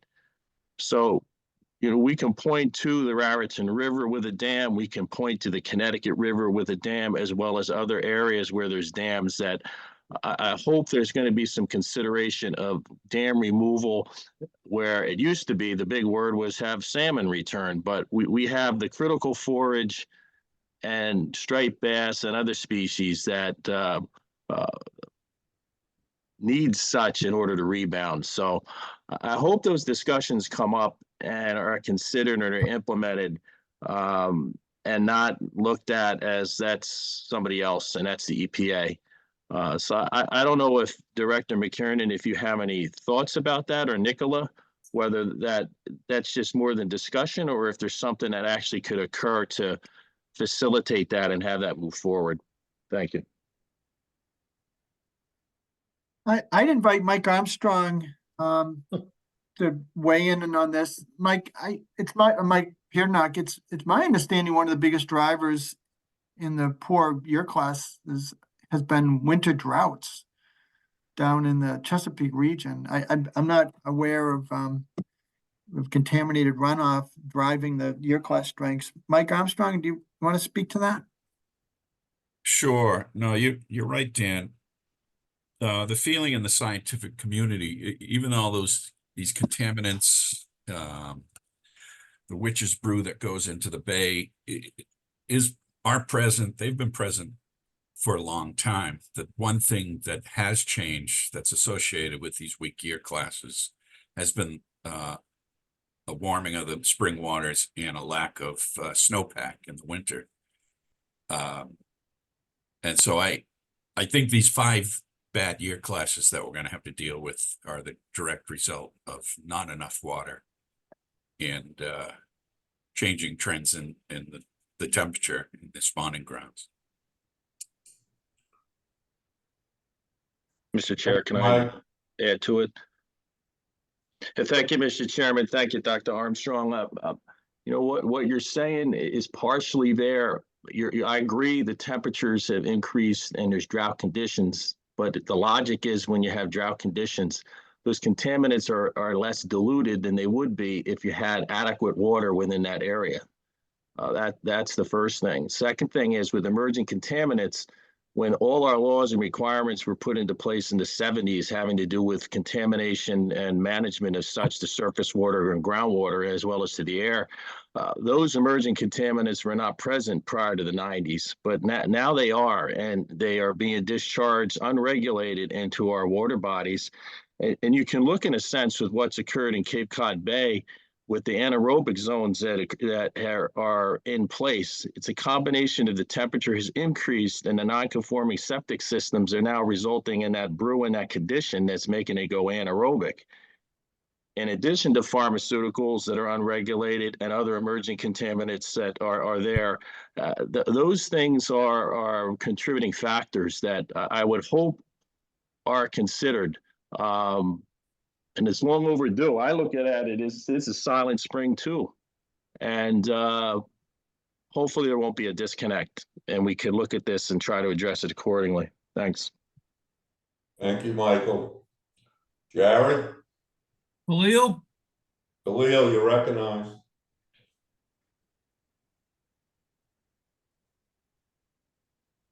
Khalil, you're muted. Thank you, Jared. Thank you, Mr. Chairman and Dr. Armstrong. I think, we're talking about the abiotic factors affecting the reproduction or one of the causes for the low reproduction of the stripers. But also we have to consider some biotic factors that are the spawning's taking place. I'm hearing that we have a strong spawning biomass, and so the spawning is taking place. And I think one of the things that's affecting it would be the biotic factor of the blue catfish that has been an invasive species that has entered. And again, for Dr. Armstrong, can you talk a little bit about the Hudson River assessment that came out just recently? Apparently that's been below the threshold, and would that be due to the lack of runoff from an ice pack because of low snowfall, etc.? Can you talk about that? And has there been any talk, there any contingency plans with the ASMFC states regarding worst case scenario if we don't see that we're going to be rebuilding by 2029? Has there been any sidebar talk or thoughts that have gone on regarding that? I know I just threw out a lot of stuff there, but I think we need to start thinking about what's gonna be happening in 5 years if we, in fact, we don't get it rebuilt. Yeah, Khalil, I'll start with the sidebar. There are lots of sidebars and a lot of very concerned people. There's nothing concrete left because we just don't know where we're heading yet. I think the assessment coming up in the fall will maybe solidify the direction we need to go in. But I'll warn you that I think that's going to show that SSB is probably still okay, that F is probably not that bad, because those 5 failed year classes are not in the SSB yet. So all we'll be able to see is we've still got a big train coming in the tunnel, and it won't be in the SSB. So the next assessment might not be horrible, except for the fact that we have these horrible year classes. So that'll be a difficult time to make decisions and put in regulations to help SSB, if in fact SSB isn't going down just yet. That's a concern. The blue catfish is the Bay folks think it's a horrible problem. They've opened up blue cats on the spawning grounds that are chock full of young of year striped bass. There's also snakeheads coming out. So to Mike's point, you don't just have this hydrodynamic problem with water. You've got death by a thousand other cuts going on. Exactly. So there's a real concern. And now we have Hudson River. They do an index every year, much like the Chesapeake Bay does for young of year. It tends to be noisier and not quite as definitive as the Chesapeake Bay one. But they hit a new low. It's the lowest value since 1985. And we haven't seen that for a long, long time. And the fact that it correlates to the Roanoke River stock collapsing, the Chesapeake Bay poor recruitment, has got people really worried. It could be noise. It could be just a bad value because of sampling error, or it's just a bad year class. We're not hitting the panic button on the Hudson yet, but if we see another bad year class next year, we're kind of in trouble. Does that answer most of it, Khalil? Yes, you did. And I want to echo what Mike Peternock had to say regarding dam removal. I mean, I'm involved with Trout Unlimited, and removing a dam is, you don't say, well, we're going to remove a dam today and it happens tomorrow.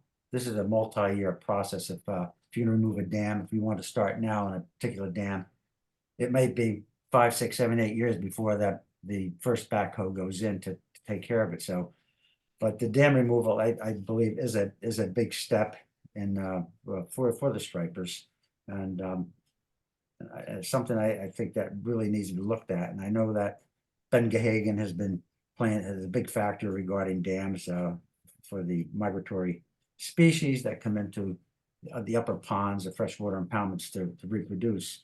And it is an issue, and I think it is something that really needs to be looked into very seriously. Thanks a lot, Dr. Armstrong. You're welcome. More questions for Dr. Armstrong on striped bass? Not seeing any other hands raised, Mr. Chair. Thank you, Jared. Oh, no, never mind. Okay, questions for Nicola on Black Sea Bass Cup? Sookie? Yeah, I had a question. Yeah, thanks, Ray and Jared. I had a question going back to stripers, just a follow-up for Nicola. Seems like this commercial guys, charter boat guys that are also lobstermen, and they wondered if they could hold the racks, to the next day and use them in their lobster traps type of thing. I think that might come up in the scoping area. You don't have to answer it now, but that's something you ought to be aware of. All right, thanks, Suki. I think that is possible. Oh, okay, Just great. Thank you. not in the same trip. They have to come in to shore first. Yeah. Yep. No, they had a charter like the day before, and they get the racks on the boat. They just would use them the next day, either recreational lobster traps or commercial lobster traps. That's all. Gotcha. Thank you. Okay. Thanks. Thank you, Suki. More questions? Mike? Michael, you're recognized. Thank you, Mr. Chairman. Thank you, Nicola. I just wanted to mention the research track assessment presentation was made to the New England Fishery Management Council for Black Sea Bass, Dr. Larry Alad. I apologize if I hacked his name. It was very positive to see that environmental factors are being taken into consideration and temperature and so on to address that stock. We were able to have some good discussion about temperature and how that stock moves east to west, or excuse me, west to east or south to north, more locally within our waters. And I once again, I pointed that out because I think we all know, depending upon when the surveys are conducted, the biomass may not be present because of temperature. But it was very positive to see that presentation and what's taken place. It's a step in the right direction. Thank you. Thank you, Michael. I have a question, Jared, for Dan on lobster.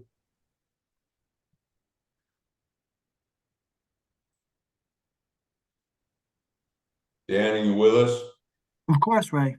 Yeah, okay. So I brought it up at the commission meeting, and I called on Tracy Pugh. We manage lobster, and we know the issues going on, young of the year surveys and whatnot, on a trajectory going down. And my concern is this area that the scallopers want access to. Now, they are managed by the New England Fishery Management Council. And yet we know that 70% of the lobsters in that particular area from, I believe, the 1st of June until sometime in October, 70% of the lobsters are egg-bearing lobsters. So I certainly hope Tracy's addressing that with the technical committee. And how will they present that to the New England Fishery Management Council?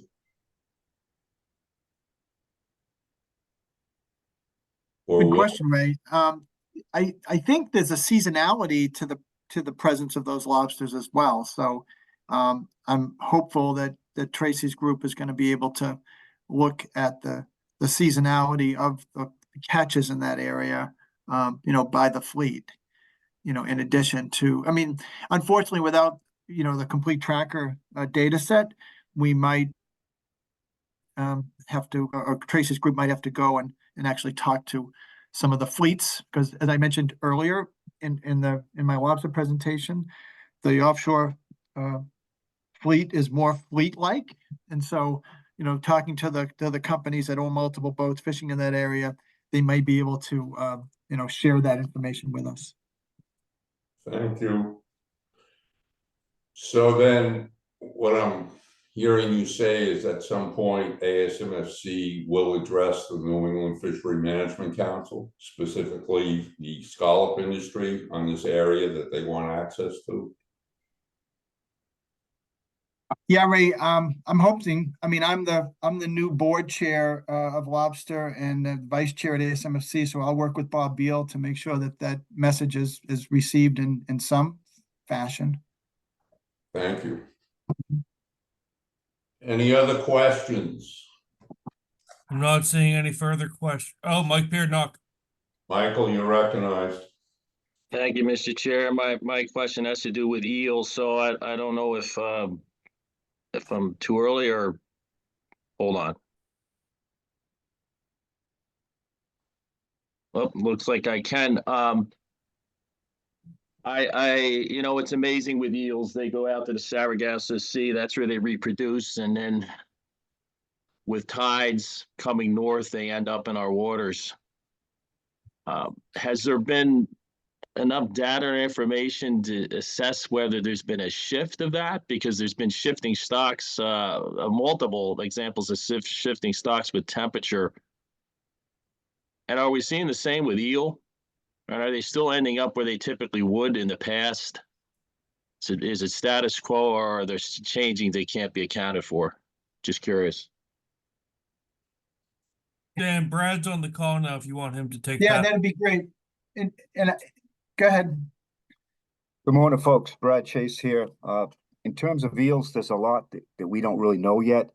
We are seeing large numbers of glass eels arriving to our shores in recent years. The numbers we've seen have been the highest in 20 years of monitoring.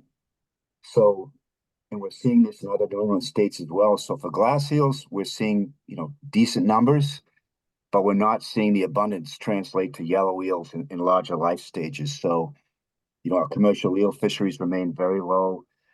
There's not a lot of evidence that we're seeing increases in abundance at these later life stages. So a bit of a paradox right now with American eel, seeing decent numbers of glass eels, but not certain what's going on with the older eels. Thank you, Brad. Are you good, Michael?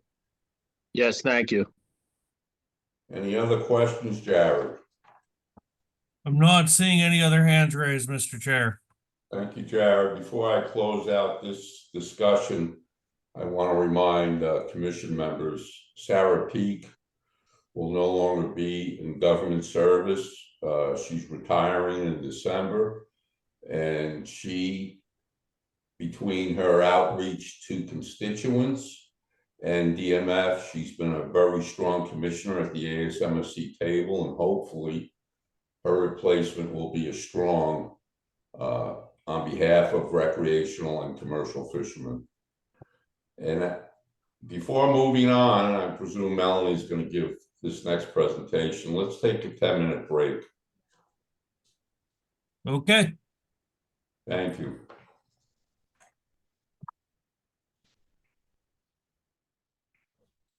Thank you. We're good, Mr. Chair. Thank you, Jared. This meeting's in session. So let's continue with Federal Fisheries Management Council updates. Melanie, I presume you're going to take this. I am. Thank you, Mr. Chair, and good morning, everyone. So the council met in late January, and a lot of the meeting was given over to updates and progress reports, but a few final actions were taken. I'll summarize those first, and probably the most pertinent to this commission are the recreational groundfish recommendations. So just a quick reminder on process. It is within the NIMS regional administrator's authority to amend the recreational regulations to ensure that catch stays within the approved catch limits, whether those are actual sub ACLs or annual catch limits or whether they're targets. But the RA is required to consult with the New England Council, and as the council considers whether to adjust the times and manners of recreational access to Gulf of Maine cod and haddock and Georges Bank cod, it reviews both any changes in the catch limits and recent catch performance. So here you can see there's really little change to either sub ACLs for Gulf of Maine cod or Gulf of Maine haddock in the top table, as well as for the catch target for Georges Bank cod, which is staying status quo. Next slide. The recent catches for Gulf of Maine stocks can be seen in the left-hand table. Georges Bank cod recent catch is documented in the table on the right. You'll notice some formatting differences between the two, given the way potential overages are determined. So for the Gulf of Maine stocks, a 3-year average of recent catches compared to the average sub-ACL, and each of the highlighted cells shows that neither Gulf of Maine cod or haddock is being over-harvested by the rec sector. So that's about around 86% recently taken for Gulf of Maine cod and just 17% for Gulf of Maine haddock. And that picture is a little different when it comes to Georges Bank cod, which is managed under a catch target. You see that catch has been trending down, but the 2022 catch is more than double the catch target. This is largely due to catch in mid-Atlantic states like New Jersey and New York that has continued under much more lenient historical rules. I think they were like the 2021 rules that has the cod season open year-round at a higher trip limit. The good news is that New Jersey has come into complement with the updated federal rules, and New York is in line to adopt complementary rules for the coming fishing year, the 2024 fishing year. So with that context, that ACL and catch targets weren't really changing. Most of the stocks were had recent catch that wasn't over limits, and what was happening with the Georges Bank cod state rules in the Mid-Atlantic, the council decided to recommend the following recreational measures for adoption by GARFO for FY 2024. Next slide.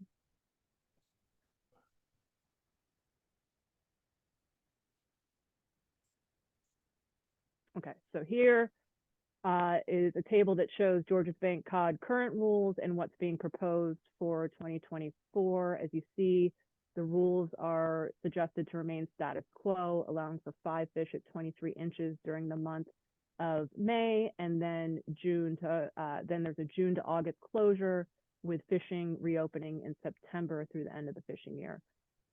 So again, despite the 2022 overage, the desired reduction should come about by the Mid-Atlantic states complementing these rules, and that will have the full effect of the August closure. Last year's federal rules weren't finalized until mid-August.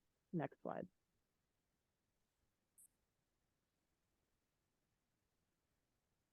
So onto Gulf of Maine cod stock, Gulf of Maine stocks, Gulf of Maine cod first. The rules, again, largely remain status quo, except for a 1-inch increase to the minimum size, or excuse me, I shouldn't say they remain, but are recommended to remain.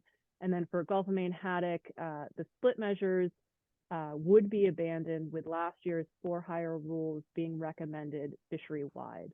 The concern last year about private discard mortality seems to have diminished in NMFS's eyes, and the council discussed, the linkage between the cod and haddock fisheries. So some mortality from one fishery allowing for the direct harvest of the other. And I think that context was largely supported by NMFS, although we'll see how they proceed with rulemaking, but there was no objection on their part as we discussed this. For Gulf of Maine haddock, the season would stay the same, with a 1-inch increase to the minimum size, a drop in the possession limit to 15 fish, and sorry, I have I just covered that. So one more note on process. This time, in terms of the state rulemaking, and Jared, hop in after I run through this if you want to add anything. Generally, we've waited on the federal final rule before proceeding with state rulemaking, but we're lucky if the federal rules are finalized by the start of the fishing year on May 1st. As I noted earlier, last year, we didn't have the rules in place until mid-August.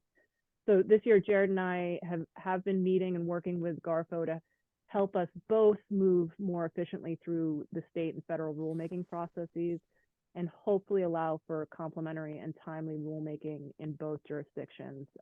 Jared, do you want to add anything in terms of our timing and next steps? Yeah, I mean, this will be worked through emergency rulemaking as it normally is, and we'll try to time it as best we can. Fingers crossed. Yeah, I would definitely not anticipate anywhere near the delay like last year, and hopefully no delay at all or very minimal. So next slide. And actually, we can probably skip this. This was the only other final action in January to finalize the spiny dogfish specs, but Nick covered this in her update, so why don't we skip to the next slide.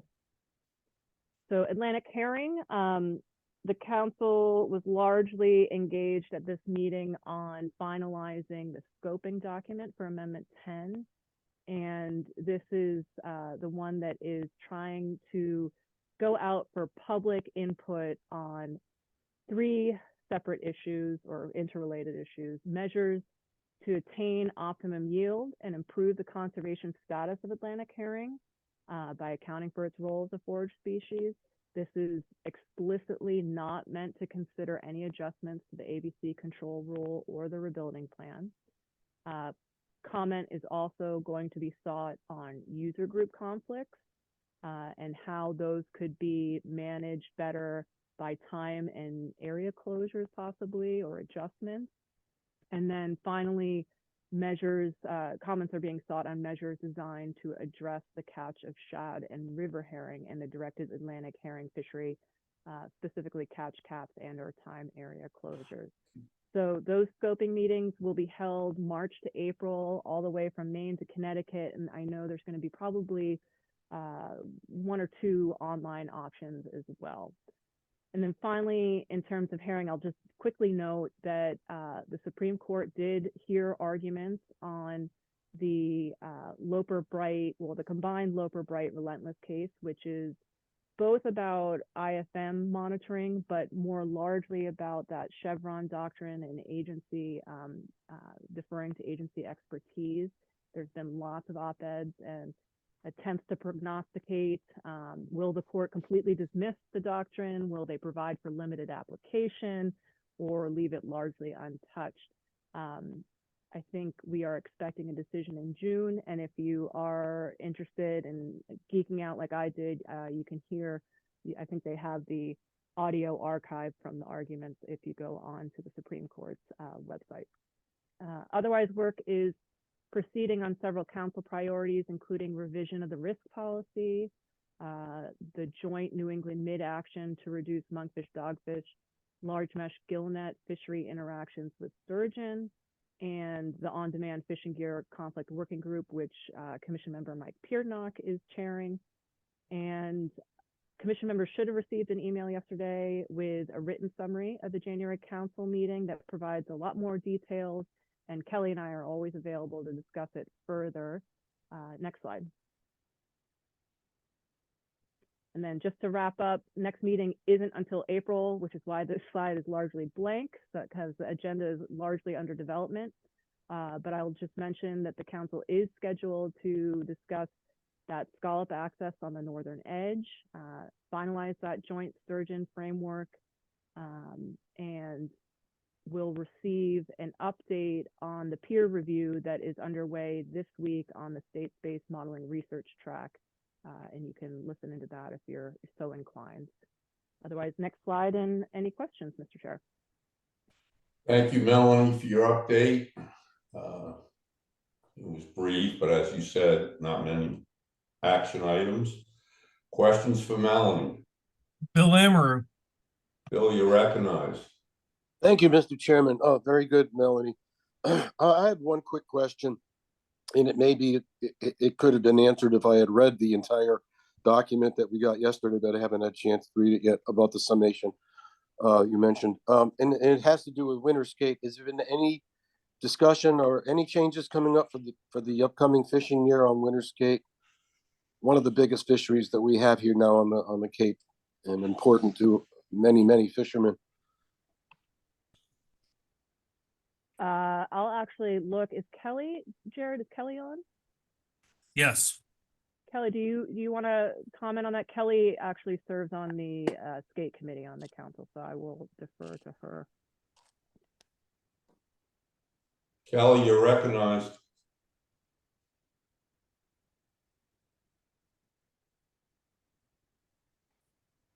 Seems like Kelly may have stepped away. Okay. Bill, why don't we follow up with you afterwards on any details on the skate fishery? Sounds good. It doesn't matter.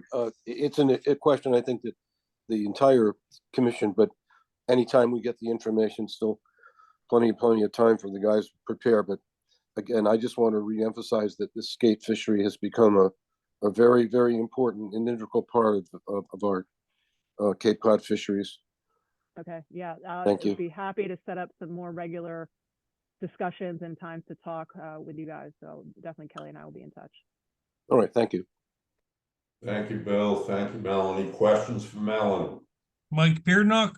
Michael, you're recognized. Thank you, Mr. Chairman. Thank you, Melanie, for your presentation. Just a quick question, and it has to do with the 2 waves of IRA proposals that have gone in. What is the timeline for a response associated with each wave? And assuming they do go forward, what's the timeline then to find staff, to retain staff or contract staff to then put into place to implement those different activities? Sure. All great questions, and really more in the domain of the executive director, but I do know that they just put out a notice, a hiring notice for several analyst positions, including having to do with those climate resilient fisheries, which is the overarching kind of purpose of the IRA funds and intent of a lot of those. So I believe that, I mean, they're looking, I think April probably to have those staff on board, Mike. That tells you a lot about what they're hoping, when they're hoping to start accomplishing some of those goals. And I know, you know, those IRA funds come with a pretty quick deadline. I think they have to have, you know, the projects have to be in place. I don't think they have to be finished before 2025. So I can't tell you what NIMS headquarters or OMB or their grant office has in terms of the timeline, but I know it's a pretty quick turnaround. So I would anticipate that we'll be hearing sooner than later on those. Thank you, Melanie. Yep. You good, Michael? Yes, sir. Thank you. Thank you, Melanie. Other questions for Melanie? Not seeing any other hands raised. Thank you much, Melanie, for your update. Take And I care. guess we'll see you in Mystic in April. You will. Thank you much. Moving on to mobile gear fishery issues. Jared? So I'll be taking this, Mr. Chair. I just wanted to kind of give a quick run through of the public meeting we had a week or so back with the mobile gear fishery on sea scallops and the Nantucket Sound fishery. Meeting focused on sea scallops. I think despite some complaints from the dragger fleet, it was about not having an in-person meeting. It was a pretty productive meeting to deal with both issues, particularly the kind of burgeoning sea scallop issue on the North Shore that's related to where and when shell stock can be retained. So we briefed the industry on the model ordinance, which is the control document for the sanitary harvest and handling of molluscan shellfish, which kind of oversees how we handle shell stock. We discussed the various permitting requirements, when a shellfish endorsement is needed, when it is not, with regards to whether you're landing in-shell product or ductor meat, and you know, the issuance of shellfish transaction cards to shellfish endorsement holders, and employee transaction cards to any captain that may be fishing a cap permit and retaining shell stock. Then we got into the mobile gear closures that kind of run along the state. There was some interest in DMF considering opening up more of the North Shore mobile gear closure during the winter period when lobster traps are required to be out of the water. Most of that red area, with the exception of the two hashed areas, are closed year round. We then get into the classification of shellfish growing areas,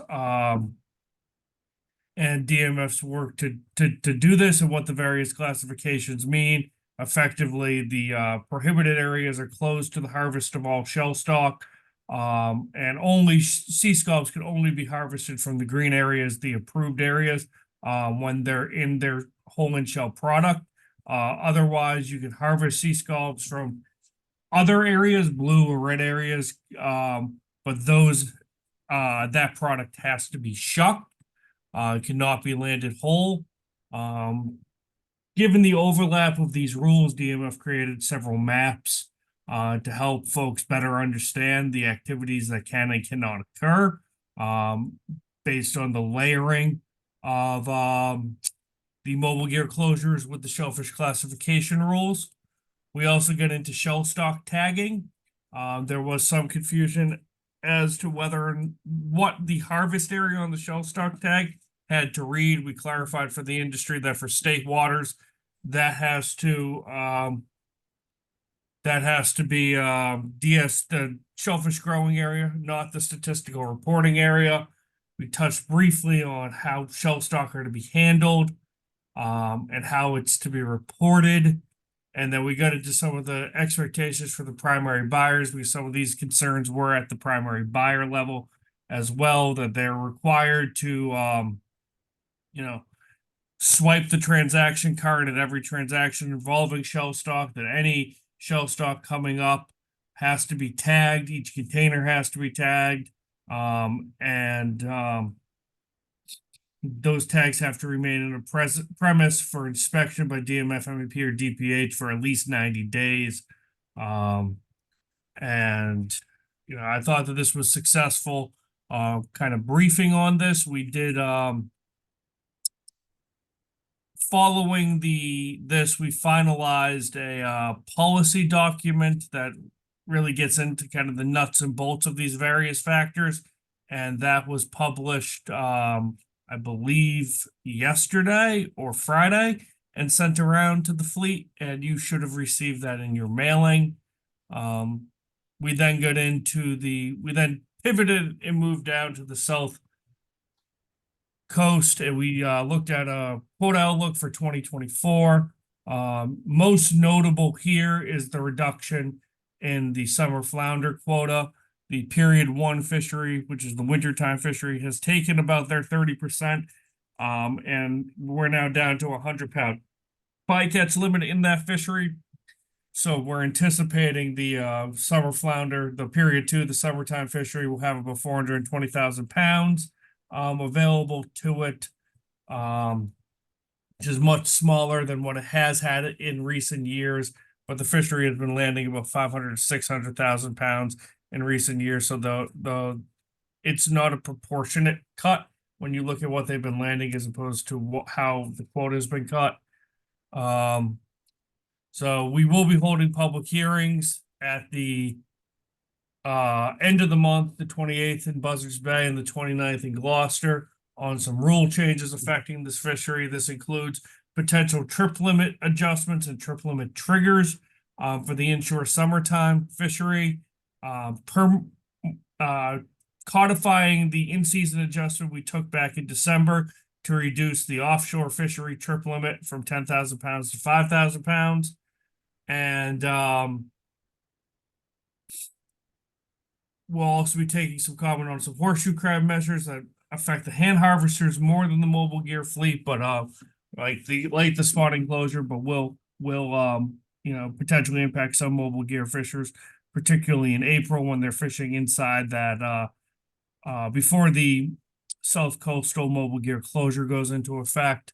We'll be looking to stay the whelk gauge increase for a period of 3 years. There is some interest from the mobile gear fleet in us considering bifurcating the management of this so that we manage the channel whelk resource separately from the knobbed whelk resource, and considering rolling back gauge increases for the knobbed whelk resource. That's something we will be looking at. And then increase in the smooth dogfish trip limit. Recall last summer we took a in-season adjustment action to increase this trip limit from 100 to 300 pounds. Now we'd be looking to codify that as regulation. So that basically summarizes, kind of the two major components of that meeting. It's captured in the memo as well. So I'd be happy to take any questions if there are any. Questions for Jared?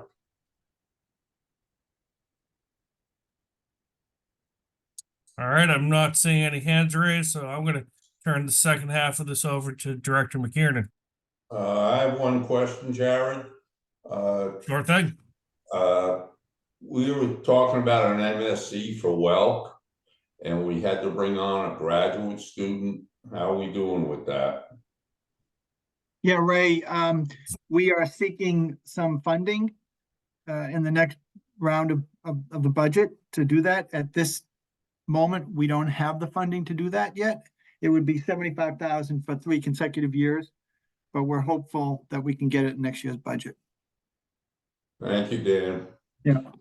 Questions for Jared on his presentation? Not seeing any. And I presume we can move along. Presentation, strategic plan development for the Department of Fish and Game. Hey, Mr. Ray. Chair, there was a brief update on the surf plan work that Director McKiernan was gonna give. Yeah, and Ray, I recommend that I'll just say to the commission that we're still working on this diligently. We're still working to get trackers on our surf claim fleet. I'm still working on the issue of whether the Wetlands Protection Act should apply to commercial clam harvesting. And what we ought to do is just postpone this, because it's just an ongoing project. We can postpone this presentation and discussion for either the next meeting, although I suspect the next meeting is going to be super busy with all the action items, more likely the following meeting in April. Well, that's I know your we have, call, Dan. yeah, I'd rather postpone it, Okay. but I'd be happy to take any calls from individual commission members for updates. But I think as a formal presentation, given the time and the lateness, I think we would postpone.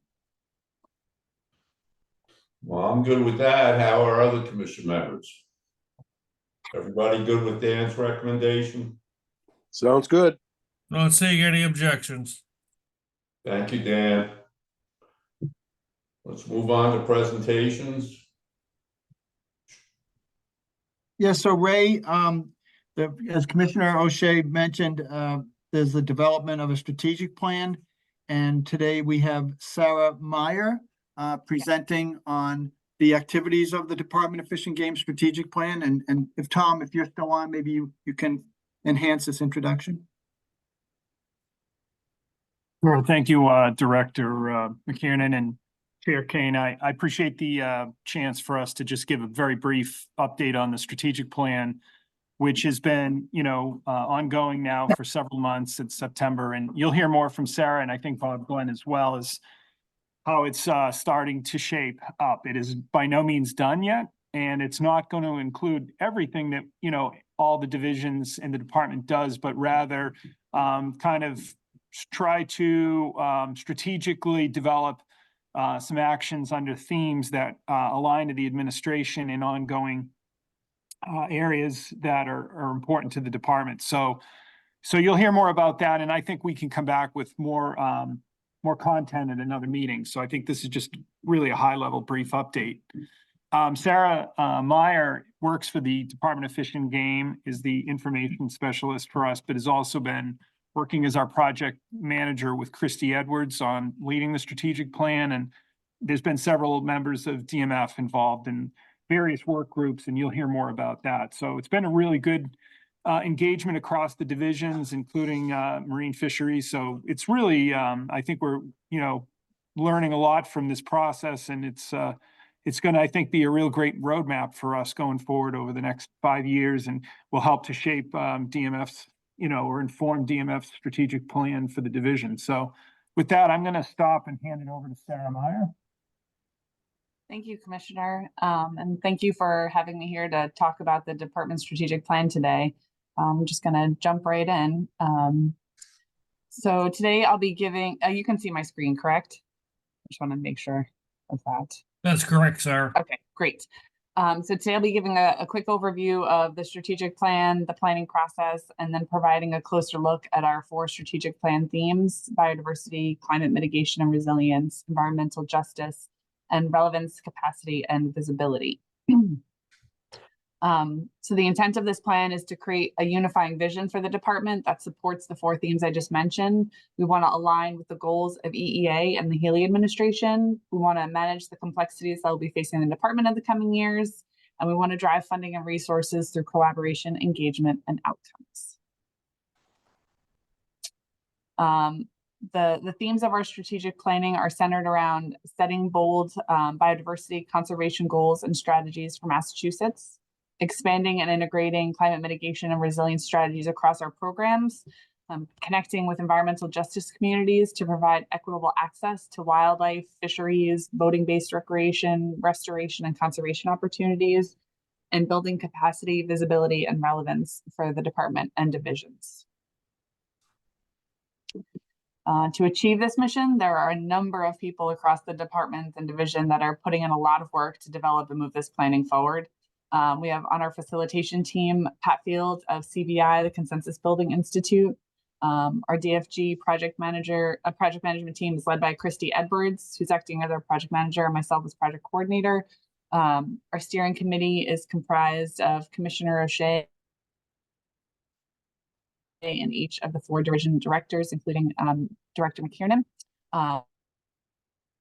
Our project team consists of 1 to 2 key staff from each division to help crosswalk the work that's happening between each of the themes. And last but not least, our theme working groups. Each working group includes anywhere from 1 to 4 participants from each division.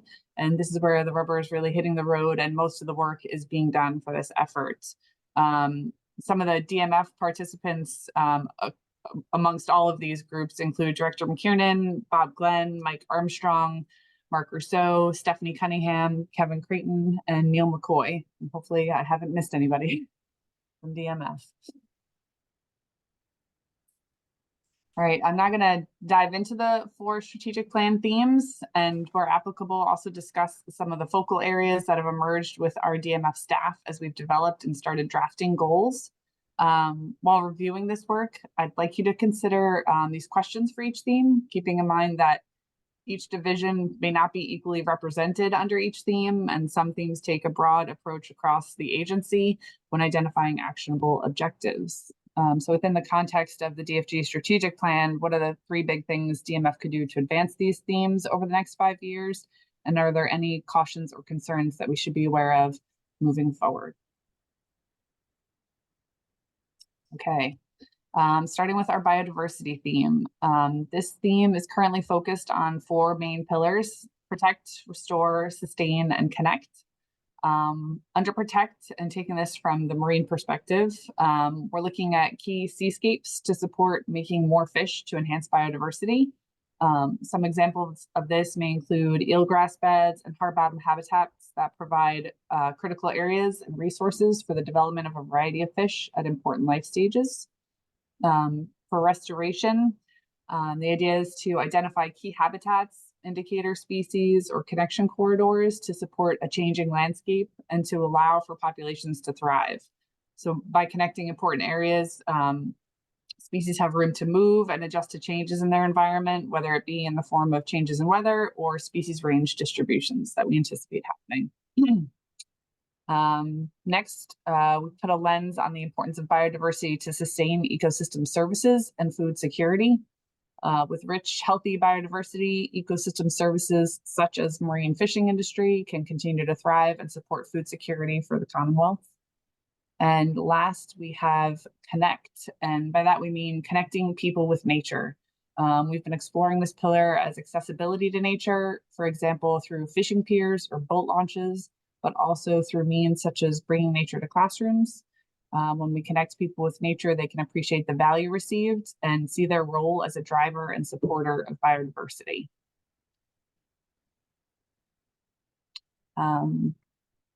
Next up, we have our climate theme.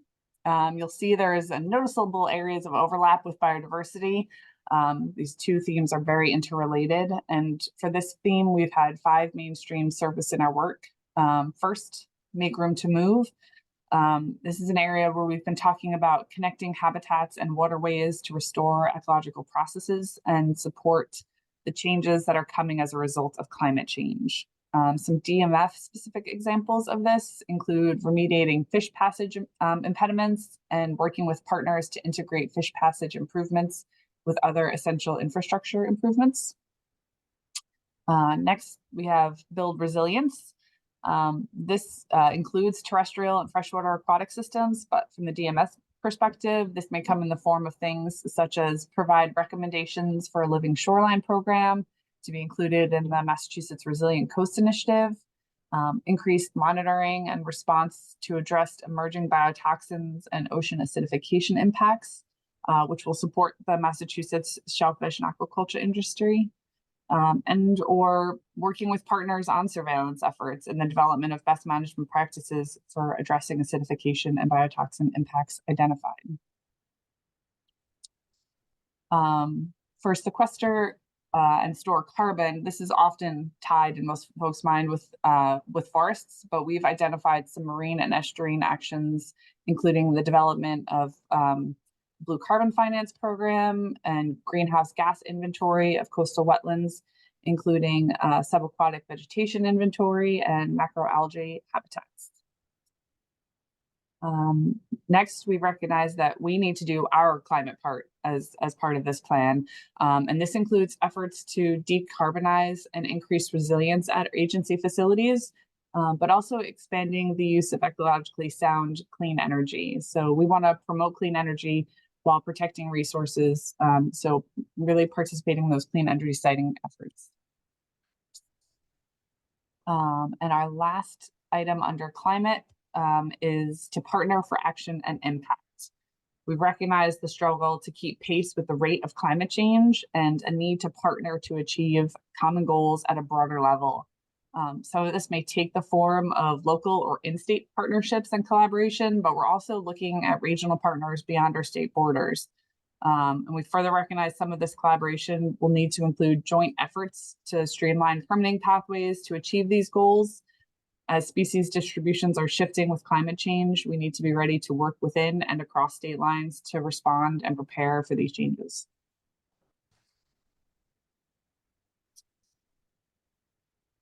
Our next two themes are a little different in that the goals and objectives being developed are centered more at the department level versus division-specific actions. So it's how the department can help support these efforts down to the divisions as well.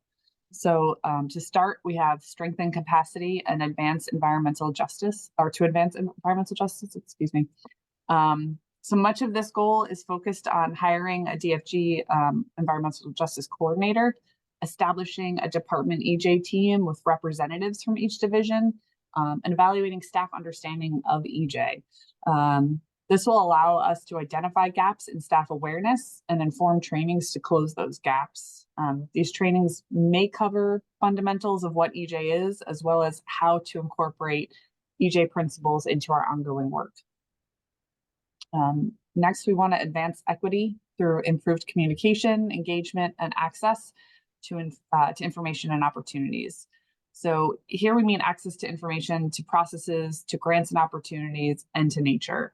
Some of these efforts will include development of centralized webpage to inform EJ communities of department or division activities and allow opportunities for feedback from those communities. We may provide information about the types and locations of projects that are funded within or serving EJ populations, just better visibility there. We also want to work to incorporate EJ principles and considerations into DFG and division grants, restoration, conservation, and recreation programs and projects. And this goal would also support working with EEA to implement the department's language access plan, including updated or enhanced signage at our public access sites. Our next goal is to improve access to nature and its benefits. Increased awareness of existing facilities to better inform of access opportunities in or near EJ populations is a big part of this. For example, updated web maps or publications with this information.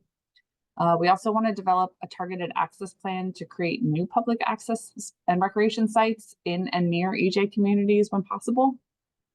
And last, this goal would also look at increased food security. So for example, exploring opportunities to expand programs to share the harvest of wild game and fisheries. We're talking maybe evaluating the feasibility of reduced license fees for SNAP recipients and to secure funding to divisions for discounted licenses, and to increase access to affordable fresh fish and shellfish, and increase access to recreationally caught seafood as a nutritional resource. And finally, we want to engage with tribes in the spirit and practice of sovereign to sovereign respect and reciprocity. This would include trainings for DFG staff on history of Indigenous peoples in the US and tribes in Massachusetts today, engaging in leadership to leadership conversations, and jointly identifying DFG managed resources that tribes might wish to access. For example, areas, wildlife, or native plants and with traditional and cultural uses. And now we will move on to our last theme.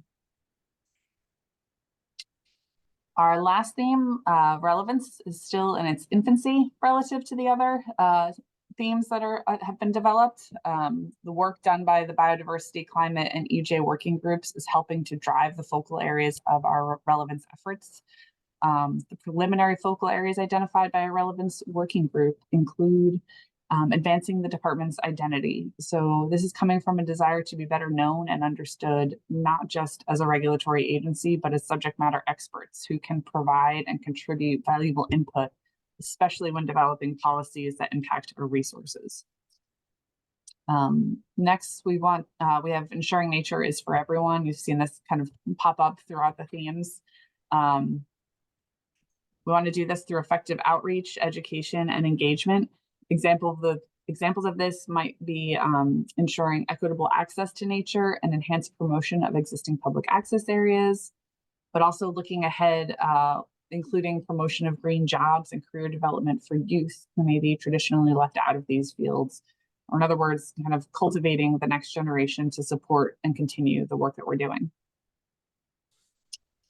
And last, we've identified a need to increase capacity. So to ensure we're able to complete the goals and objectives outlined in this and other themes, we want to ensure we have adequate staff across the department and the divisions. We also need to secure the necessary equipment to execute our duties and identify novel funding opportunities to support these initiatives.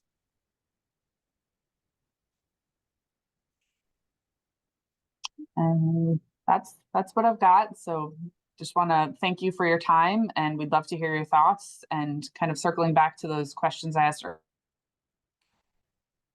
earlier, are there opportunities we could leverage which have not been identified, or concerns that we should be aware of as we move forward? Thank you much. Questions from commission members? Khalil. Khalil, you're recognized. Thank you, Mr. Chairman. Thank you, Jared, and thank you, Sarah, for an incredibly comprehensive review of for the strategic plan development.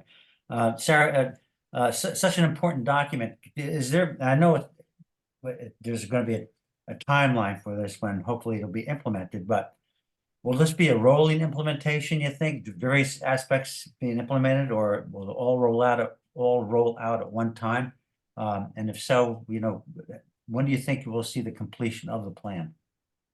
Yeah, it's a great question. We are anticipating, and Commissioner, you're welcome to chime in as well, but we are anticipating to roll all of these themes out as one plan together.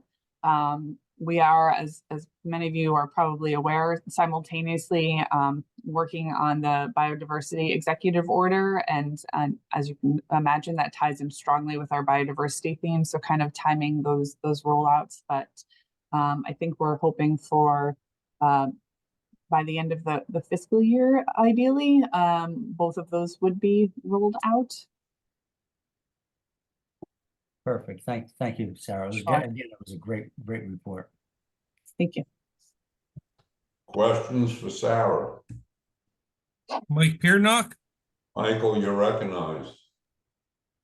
Thank you, Mr. Chairman. Thank you, Sarah, for your presentation. This is positive to see. It addresses many of the contamination issues that I mentioned earlier, and it's good to see that disconnect will now be looked at and see such impacts. But this is a great first step. Thank you. Thank you. Thank you, Michael. Questions for Sarah? Chris McGuire. Chris, you're recognized. Thank you, Mr. Chairman, and thanks, Sarah. Agree with what others have said. This looks like really great work, and points the division in directions that they haven't really prioritized that much in the past, and I think it's pretty exciting. One thing I was curious about is how this strategic plan will interact with really other agencies inside EEA, who in some cases may have, the sort of permitting and regulatory authority that's required to do some of these tasks. So I was just curious if you could talk about the, interagency cooperation and conversations about some of this stuff. Yeah, I can take a stab, and again, Commissioner, if you've got any additional thoughts after I give it a whirl.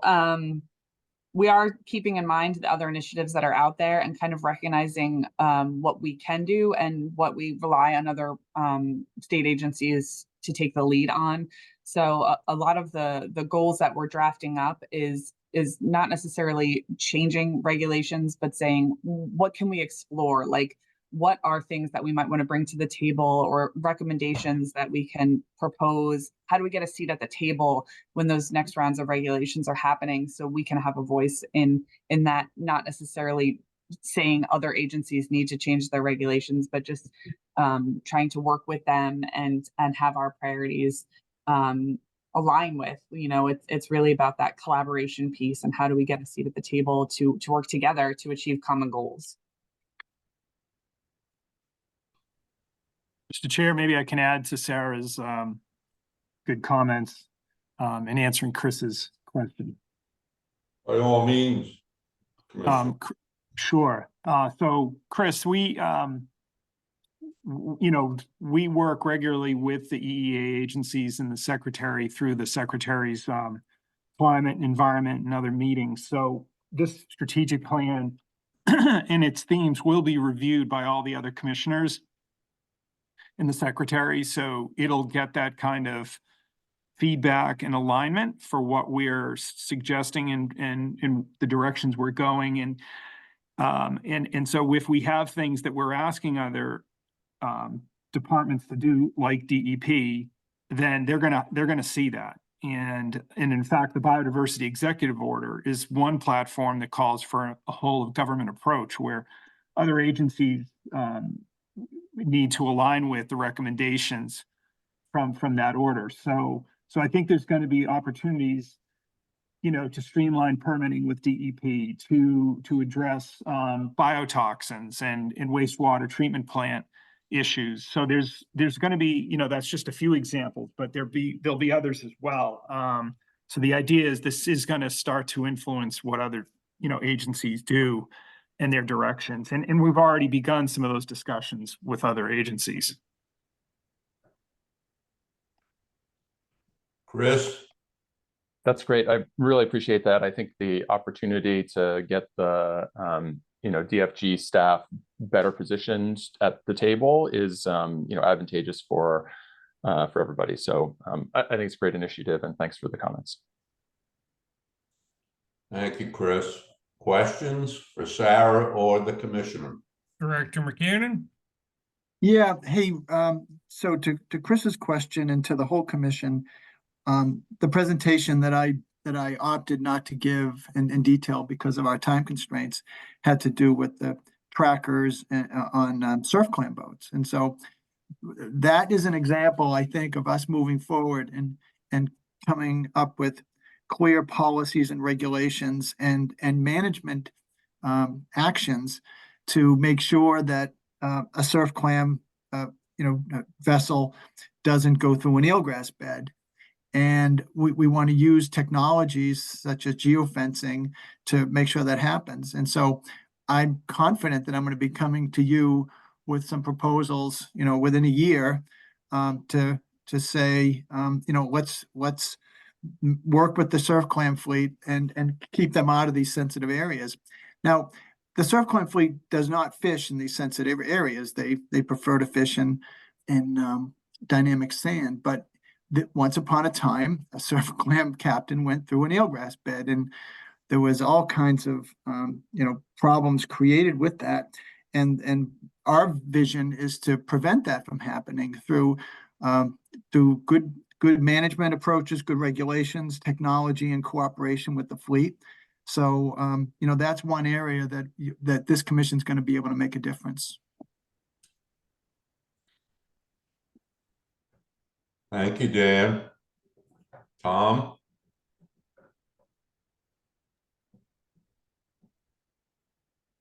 Commissioner O'Shea, any thoughts?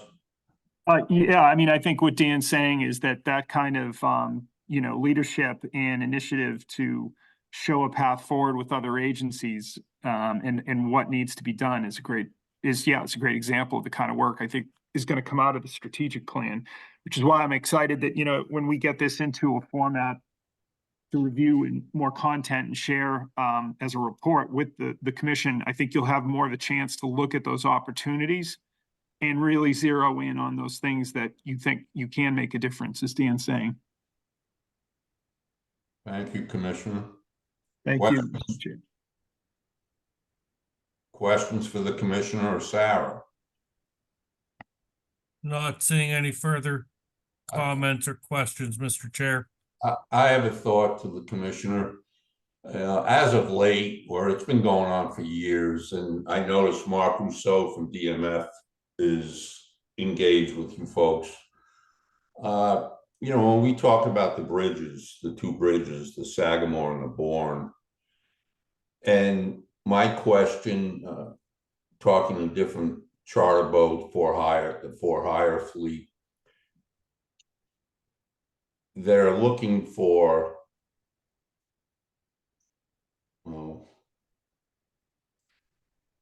well, what we did at one time was tire reefs or artificial reefs. And I notice on this page I'm looking at the Division of Ecological Restoration and, you know, DMF and whatnot. I was wondering if there'd be any way of you helping out, Commissioner, with the expediting the permit process. Right now, they're talking about putting one in Cape Cod Bay, and I know there's a lot of matter coming off these bridges when they are replaced. The granite itself could be used. And I was just wondering your thoughts, if you would be involved in that, or if you could be involved in that, in expediting these permits. It's a great point, Chair. And yeah, I think that I can play a role at advocating and helping to create the opportunities for, you know, using these types of materials for artificial reefs. You know, I would defer to the DMF team, obviously on, you know, the application of this and the possibilities. But I think as far as streamlining permitting and making use of these materials to, you know, create fish habitat is an excellent idea, and we should start to plan that out. You know, again, this is why I think this strategic plan is important, because it isn't then just an idea. It's a well-vetted plan. It's robust. Everybody's looked at it. It's been vetted. It has dollar signs associated with it, and you use it as an advocating, you know, really selling prospectus, if you will, so that when you go into these meetings with other agencies, Mass DOT, or, you know, you're talking to the secretary, you've got this plan, right? And it's been well vetted. It's not a surprise to anybody. So that's why I'm trying to be sort of, you know, those kind of ideas, Chairman, really need to make it into the plan so people can see the longer vision.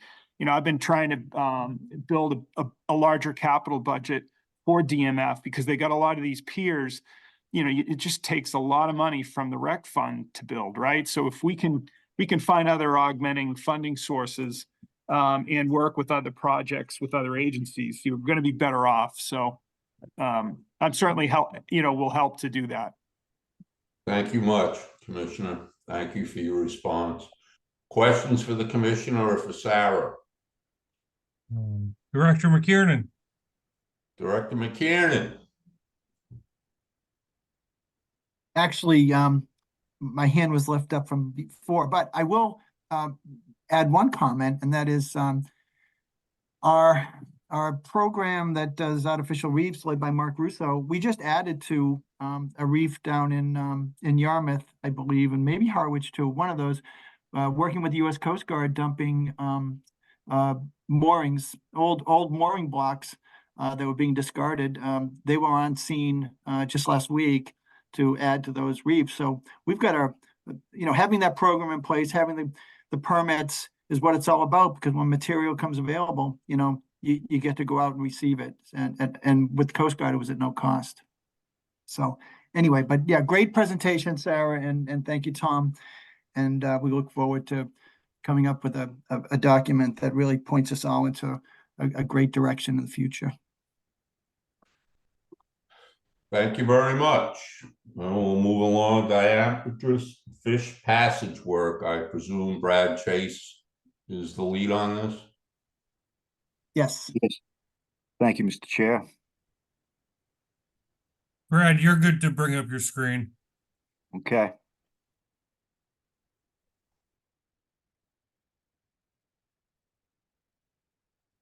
All right, folks, can you see my presentation? Yes, we can, Brad. All right, thank you, Mr. Chair.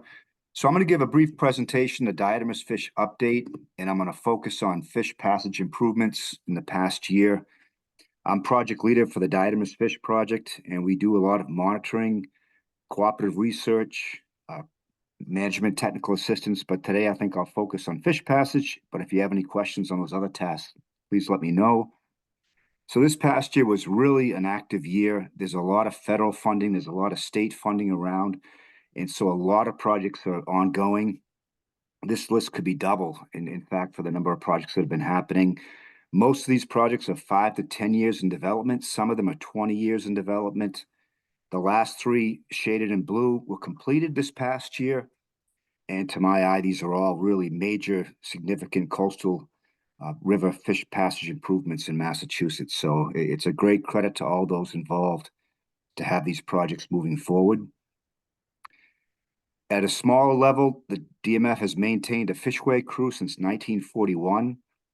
We presently have 2 staff that work on this crew. We did receive State House money this year in the budget to augment this crew, so it's a great opportunity we have this year. And I want to talk about 6 projects we did this past year. Most of these, the field construction takes a half a day to a day. Project costs are between a couple $100 and $1,000. Although design, permitting, development can take several days to make these happen.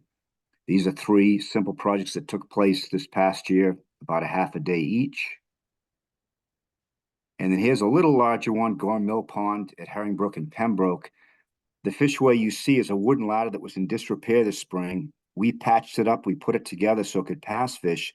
Believe it or not, this ladder passed 570,000 river herring this year. It was a top run among runs that have counting in Massachusetts. So pretty amazing that ladder could do that, but it needed to be replaced. So we took a couple sections of Alaskan Steep Pass fishway that were recycled from a dam removal project to the Jones River in Kingston. And we installed this in a half a day using an excavator. We had to borrow an excavator, and that excavator had a hydraulic hose blow. And so we ended up installing the ladder with a come-along attached to the tree in the middle photograph. So it was an interesting project, but in a half a day, we were able to put this in at almost no cost. Here's a larger project that involves really a 20-year quest to bring fish from Massachusetts Bay to Silver Lake, and at the opposite end from the Taunton River system into Robbins Pond and further on to Montponset Pond.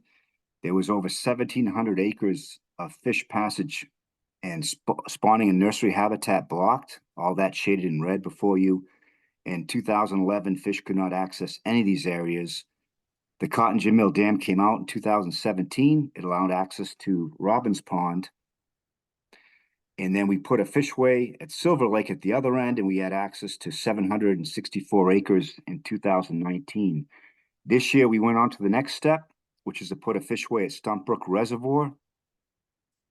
And that was accomplished here in one day. Design and permitting cost about $25,000, and our materials were probably $3,000 to install this. Again, we took a section from a dam removal project in Kingston, and then we modified the upper end of the fishway with aluminum fabricated in our shop in New Bedford, and this was installed. And so now fish will have access to move on into the reservoir and onto Montponset Pond. So this was a long time in the works, a long time under consideration, and it was nice to see this come together. We're really looking forward to see what happens next spring when fish can access these upper habitats. Here's a smaller one in Chatham. Stillwater Pond Lovers Lake system has a series of concrete weirs that were really degraded. A lot of sand was shoaling in these creeks, and the water was flowing around the weirs. So we conducted a cooperative project with the town of Chatham to repair 4 concrete weirs, and we did this with forms in stream. And it was a fun project. It took about a week of labor, less than $2,000 in material costs that were funded by the town of Chatham. And we installed fiber rolls to repair the banks. And the lower right photograph shows you the finished product.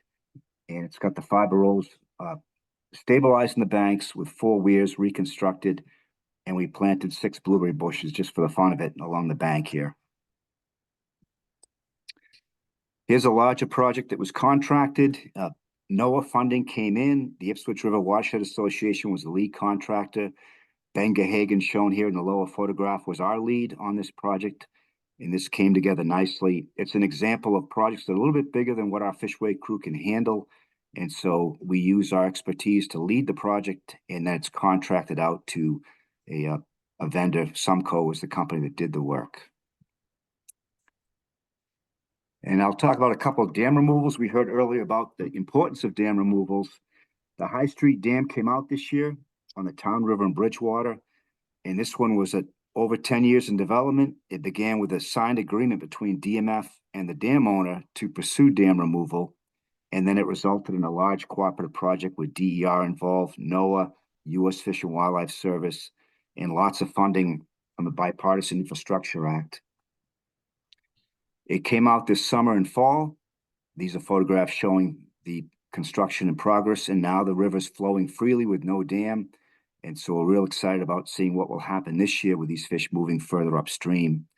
There was a fishway there that was documented to pass several hundred fish 20 years ago, but the numbers have been quite low in recent years. And then I want to talk about the Fall River Watershed Project in Braintree. This graph shows our geographic information system data layer, which has information on where fish can go, what fish are present, what projects could be done to improve their passage. Everything in red means they cannot pass.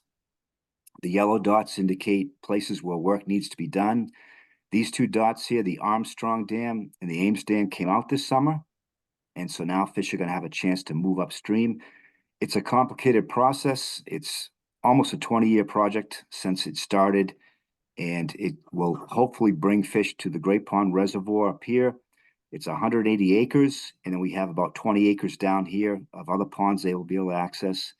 We've conducted about 40 spawning and nursery habitat assessments over the years.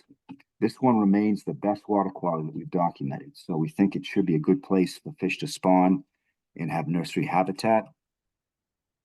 Very complicated project. Here are the two dams that came out this summer, the Armstrong Dam and the Ames Pond Dam. We installed a fishway with the town of Braintree at the reservoir in 2017. DMF paid for these two sections of Atlantic Steep Pass Fishway. And right now, a fishway is being constructed here at the Natural Falls in the lower left photograph. And that should be completed really this month, and to allow fish to get up to the upper spawning areas. So very complicated project. A lot of work needs to be done with the town of Braintree to work on water supply operations to make sure we can get fish in the spring and get fish back out in the fall. So our work isn't done in this system. I wanted to touch on stocking. We like to stock river herring. We have suitable locations where we're providing fish passage to either new habitats, or we want to provide a boost to places where the numbers are low. And so we move fish at 5 locations in 2023, and I think we have 6 on the list for coming up this season. We maintain a stocking truck, as well as we have smaller truck systems that can move fish as well. And then my last slide is on Atlantic States Marine Fisheries Commission Sustainable Fishery Management Plans for River Herring Harvest. There have been 4 towns that requested these plans in the last 6 years. 2 of them have gone forward. The Nemasket River Plan was approved by Atlantic States Marine Fisheries Commission in 2016, and the updated plan was just approved last year. And then Herring River Har, which is a new plan that was approved last year. And both these locations have not gone forward with a harvest, but they both are approved if they choose to. So that is one of our goals, is try to restore these fish populations so they can support some level of modest harvest for people to have access to these fish for food and for bait. That's my presentation. Be happy to take any questions. Thank you, Brad. Very comprehensive. Questions for Brad Chase? Bill Amaru? Bill, you're recognized. Thank you, Mr. Chairman. Brad, you have no idea how uplifting a report like this is. This is what makes being a commissioner really, really worthwhile, when we can see the progress that we have made and we continue to make, and reversing the declines that we've been fighting for so many years. I just am so pleased, and you're a son of the Cape and a person who understands our area so well. It's great to have you. I want to mention quickly the work you've done already and the work that we're anticipating is going to happen in Orleans, my hometown, over at the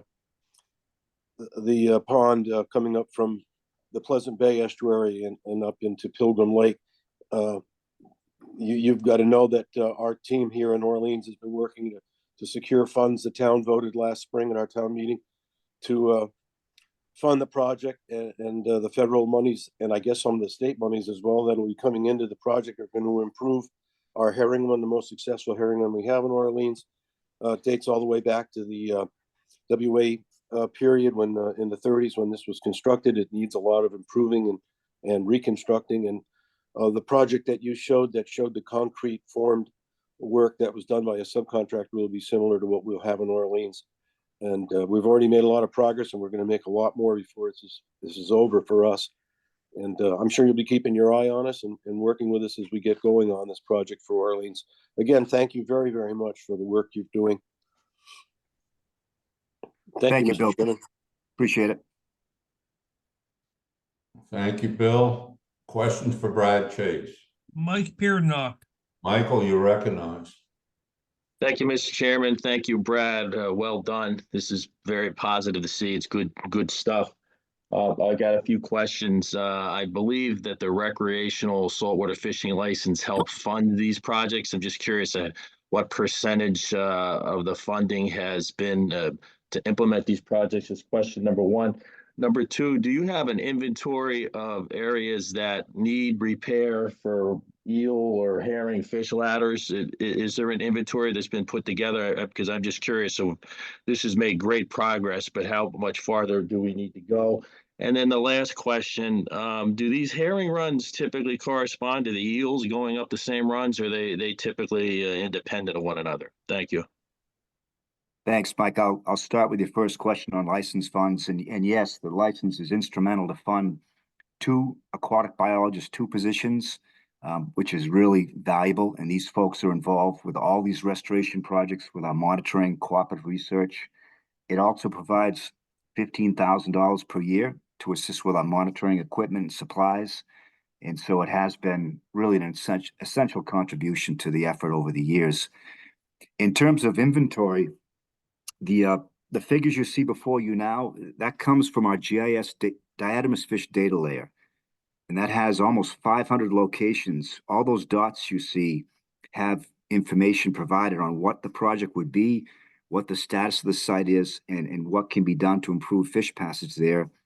It also includes information on species presence, as well as monitoring information. So it's a really valuable data layer. It's up online at MassGIS. It's available for anybody. It also ranks projects regionally. It allows us and shareholders and partners to look at these regions and decide what are the top projects. So we have a great tool there. We're conducting a survey now to update this. And so we expect to have really good information to use. And then lastly, Mike, yeah, it's interesting. In most cases, we see eels in every single coastal drainage area in Massachusetts. They come up all these locations. We have river herring in about 100 of these places. So the eels are actually found in more places than river herring. And they come in about the same time. The glass eels arrive about as river herring do. And so we have monitoring locations for both species, and we try to keep an eye on them. We don't see really any synchrony between the two. You know, the eels, they're being born out in the Sargasso Sea, and so they have very different life histories. But it is every spring, it's just a fascinating process to go out and see how these runs are doing. Thank you, Brad. Could you forward me a link to the GIS? That'd be great to take a look at that. Thanks. Yes, I will. Thank you, Michael. Thank you, Brad. Questions for Brad Chase? Not seeing any other hands raised, Mr. Chair. Well, Brad, my hat's off to you. I know you've been at it with DMF for how many years? How many years have you been doing this? Oh, it's been a few, Ray. It's been a couple. Well, I'm not trying to age you, but I think you've done fantastic work over the years. My sentiment is aligned with Bill Amaru. I know you've done a lot for the wares down here on Cape Cod and throughout the state. So I congratulate you. My hat's off to you. Thank you very much, Ray, and I appreciate working with all of you as well. Yeah, I'm almost thinking it'd be nice if you could put a small seminar together, or maybe a field trip for any interested commission members to go out with you for a day. I mean, for your staff to do what they've done, you know, as you said, labor may have been a half a day or a day or 2 days to open up a run so we could restore these river herring to their historical numbers, which nobody seems to know. I think a field trip for commission members would, it's just a thought. Thank you very much. I'd be happy to, Ray. I think April, May would be a great time to do that. So just let me know and we'll set it up. Okay, thank you, Brad. Mr. Chair, I see Khalil now has his hand raised. Khalil, you're recognized. Thank you, Mr. Chairman. I just want to piggyback on the comment about the members of the commission getting involved. I have to commend Ben Gehagen. I reached out to him and have been part of being able to witness Ben,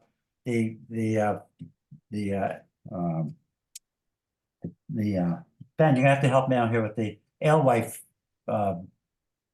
brook in Essex, and with the installation of the monitoring system, and also I played a role in helping to read the monitoring system and report back to Ben. So just to say that, you know, it really is interesting and really fulfilling to be able to be part of the whole process, and I really appreciate it.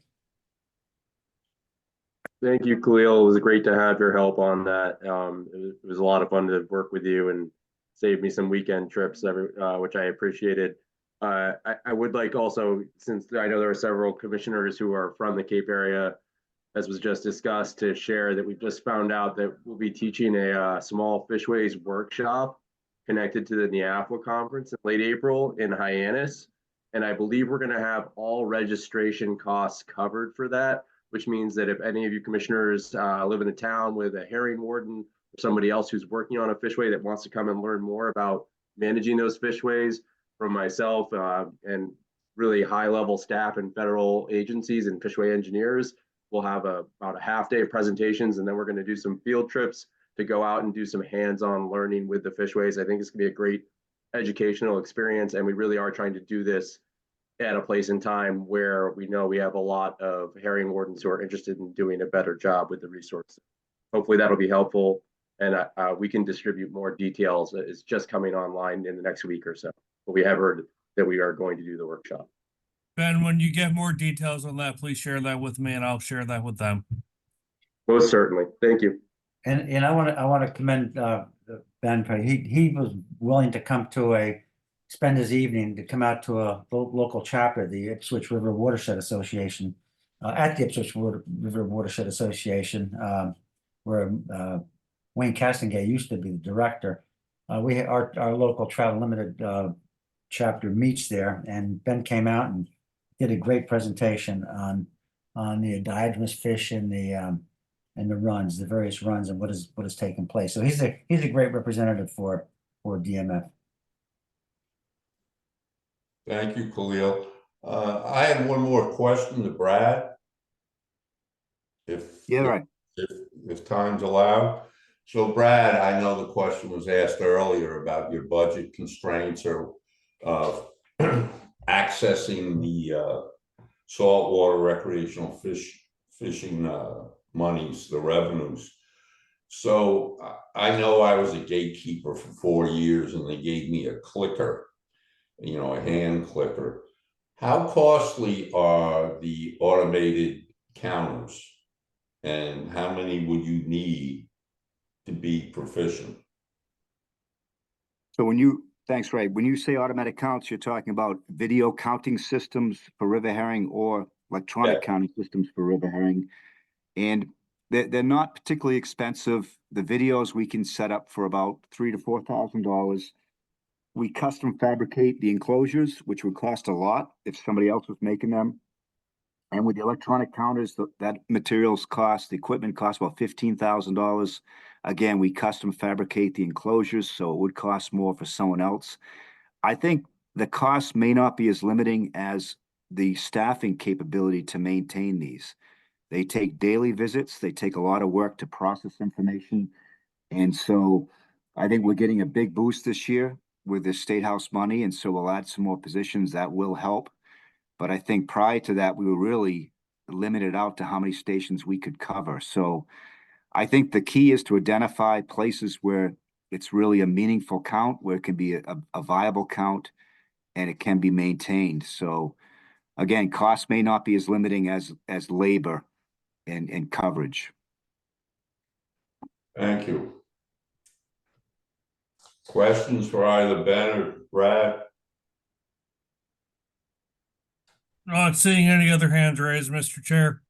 Well, thank you, Brad, for your updated presentation, and please come back, make it an annual visit with the commission members, and I look forward to this forum that they're gonna have the end of April, Jared, so please, I thank you for engaging with Ben and asking him to keep you updated on dates and times and places. Thank you much.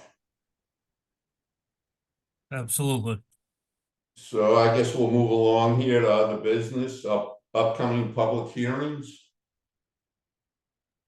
Yeah, so I'll take this real quick. We have a set of public hearings coming up at the end of the month on a range of commercial fisheries topics.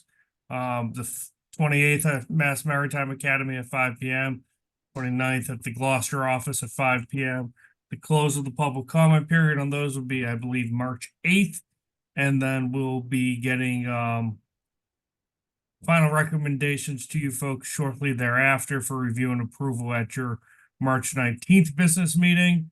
Then, as Dan mentioned in his comments, we have the lobster addendum 27 draft regulations and weak rope with tracer rules going out to public hearing. We recently got approval to publish that. I anticipate we'll be having a hearing at MLA's annual weekend. Public comment period will close in early April, and then we'll come to you folks at the April 23rd meeting to get those finalized. On the weak rope and tracer rules, we're going to move ahead. Our intention is to get that done as expediently as possible, so that folks may use that gear this coming season, particularly as we will be handing it out. Lastly, recreational fishing limits.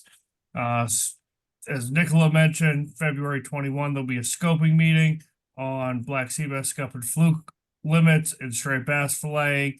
We'll be coming back to the commission at the March 19th meeting with proposed emergency regulations to be implemented by May 1. And as Melanie and I discussed earlier, we'll be coordinating with NOAA Fisheries on cod and haddock rules. Hopefully the timing on those are good, so that we can dovetail the other measures with that. Then we'll have a public hearing, commission approval probably for June on those recreational fishing limits. So that's all I've got on that. I just wanted to get this slide up there so everyone could see what the schedule looks like this spring. Can you put the slide up? It's not up? No, not on my computer. Oh, well, is it up now? No. Oh, what the We're seeing the agenda, Jared. How about now? Yes. There we go. Thank you very Okay. much. I'll distribute that around to folks this afternoon so we can all see what's moving forward. So we got questions for Jared on the rulemaking timeline. Jared Khalil here. Is there a meeting on the 15th? You mentioned earlier about the shellfish. Is there a meeting on the 15th in Gloucester? There is a meeting on the depuration plant with stakeholders on Thursday, yes. What time is that? Where? That meeting in Gloucester, I believe, is 6:30 p.m. And then staff will be providing tours of the depuration plant up in Newburyport, I believe beginning at 2:30. Bob, please jump in if I got those details wrong. No, that's right, Jared. And Khalil, we didn't include this in the list of rulemaking because it's just an informational session. Okay. All on right. the claim. All right, thanks. Thank you. So we're good then. With the rulemaking timeline, any other questions? Not seeing any, Mr. Chair. Thank you, Jared.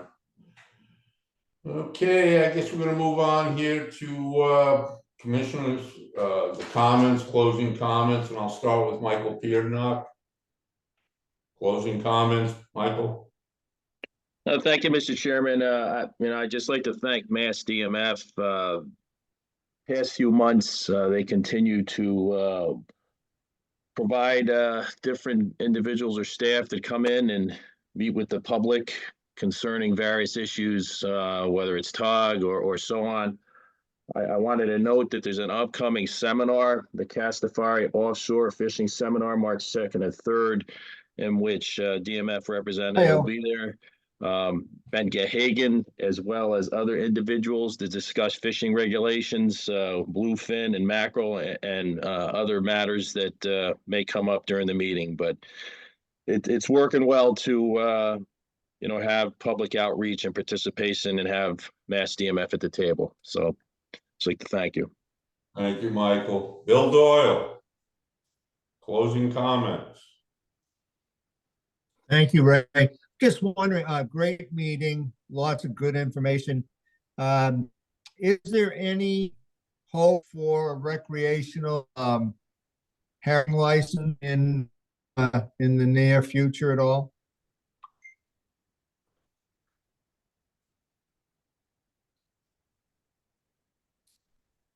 I'm sorry, you broke up, Bill. What kind of license? I'm sorry, recreational herring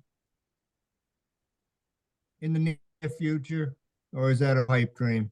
So that is allowed currently on a run-to-run basis, subject to the managing towns' willingness to do so. And I think, Brad, you said 4 towns have proposed to have their runs potentially open, but none have moved forward. Yes, Jared, 4 towns requested DMF to draft management plans to allow the harvest, and 2 plans were advanced, approved by towns, approved by Board of Selectmen, and approved by Atlantic States Marine Fisheries Commission. And those were the Nemasket River Plan for Middleborough and Lakeville and the Herring River Harwich Plan. Both towns have not elected to open.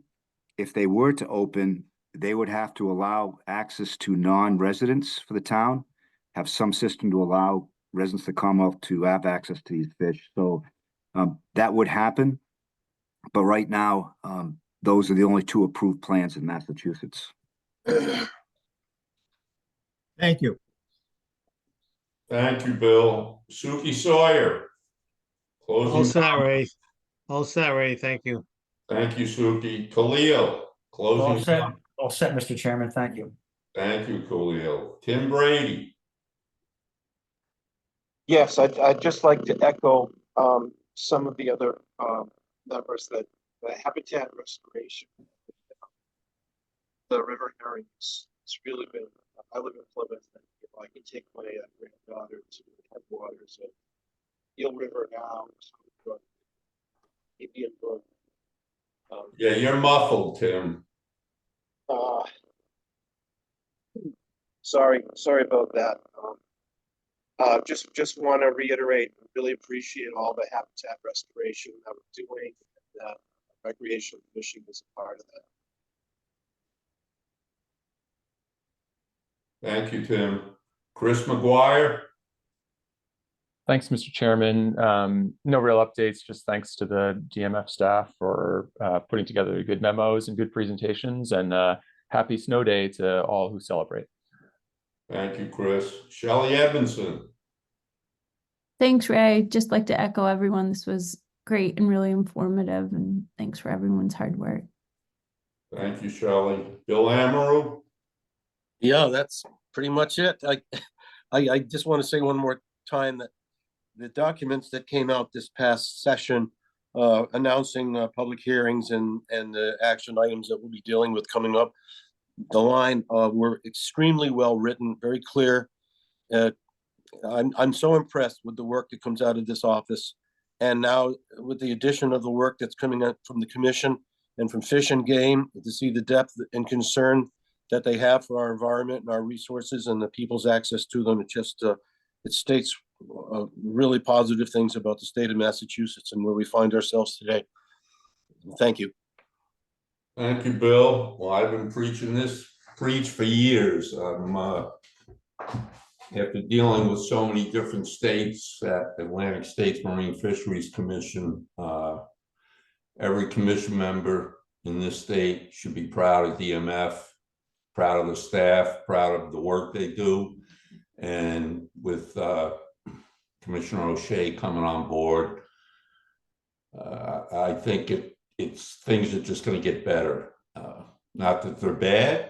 I've been saying for years that I believe we have one of the best divisions on the East Coast, and that's my thankfulness to staff and to commission members for being so attentive, asking thoughtful questions, wanting to be cognizant of the issues.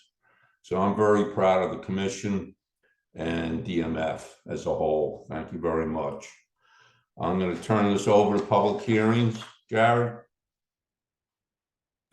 Public comment. So if folks would like to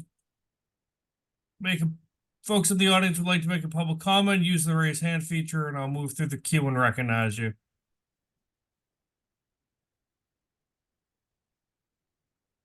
Just give folks a minute to find the raise hand feature if they want to use it. And it's not looking like there are any public comments. If folks want to reach out to me privately, they're welcome to, and I can share comments with the commission. Or maybe if they don't know how to use the raise hand function, they could just orally.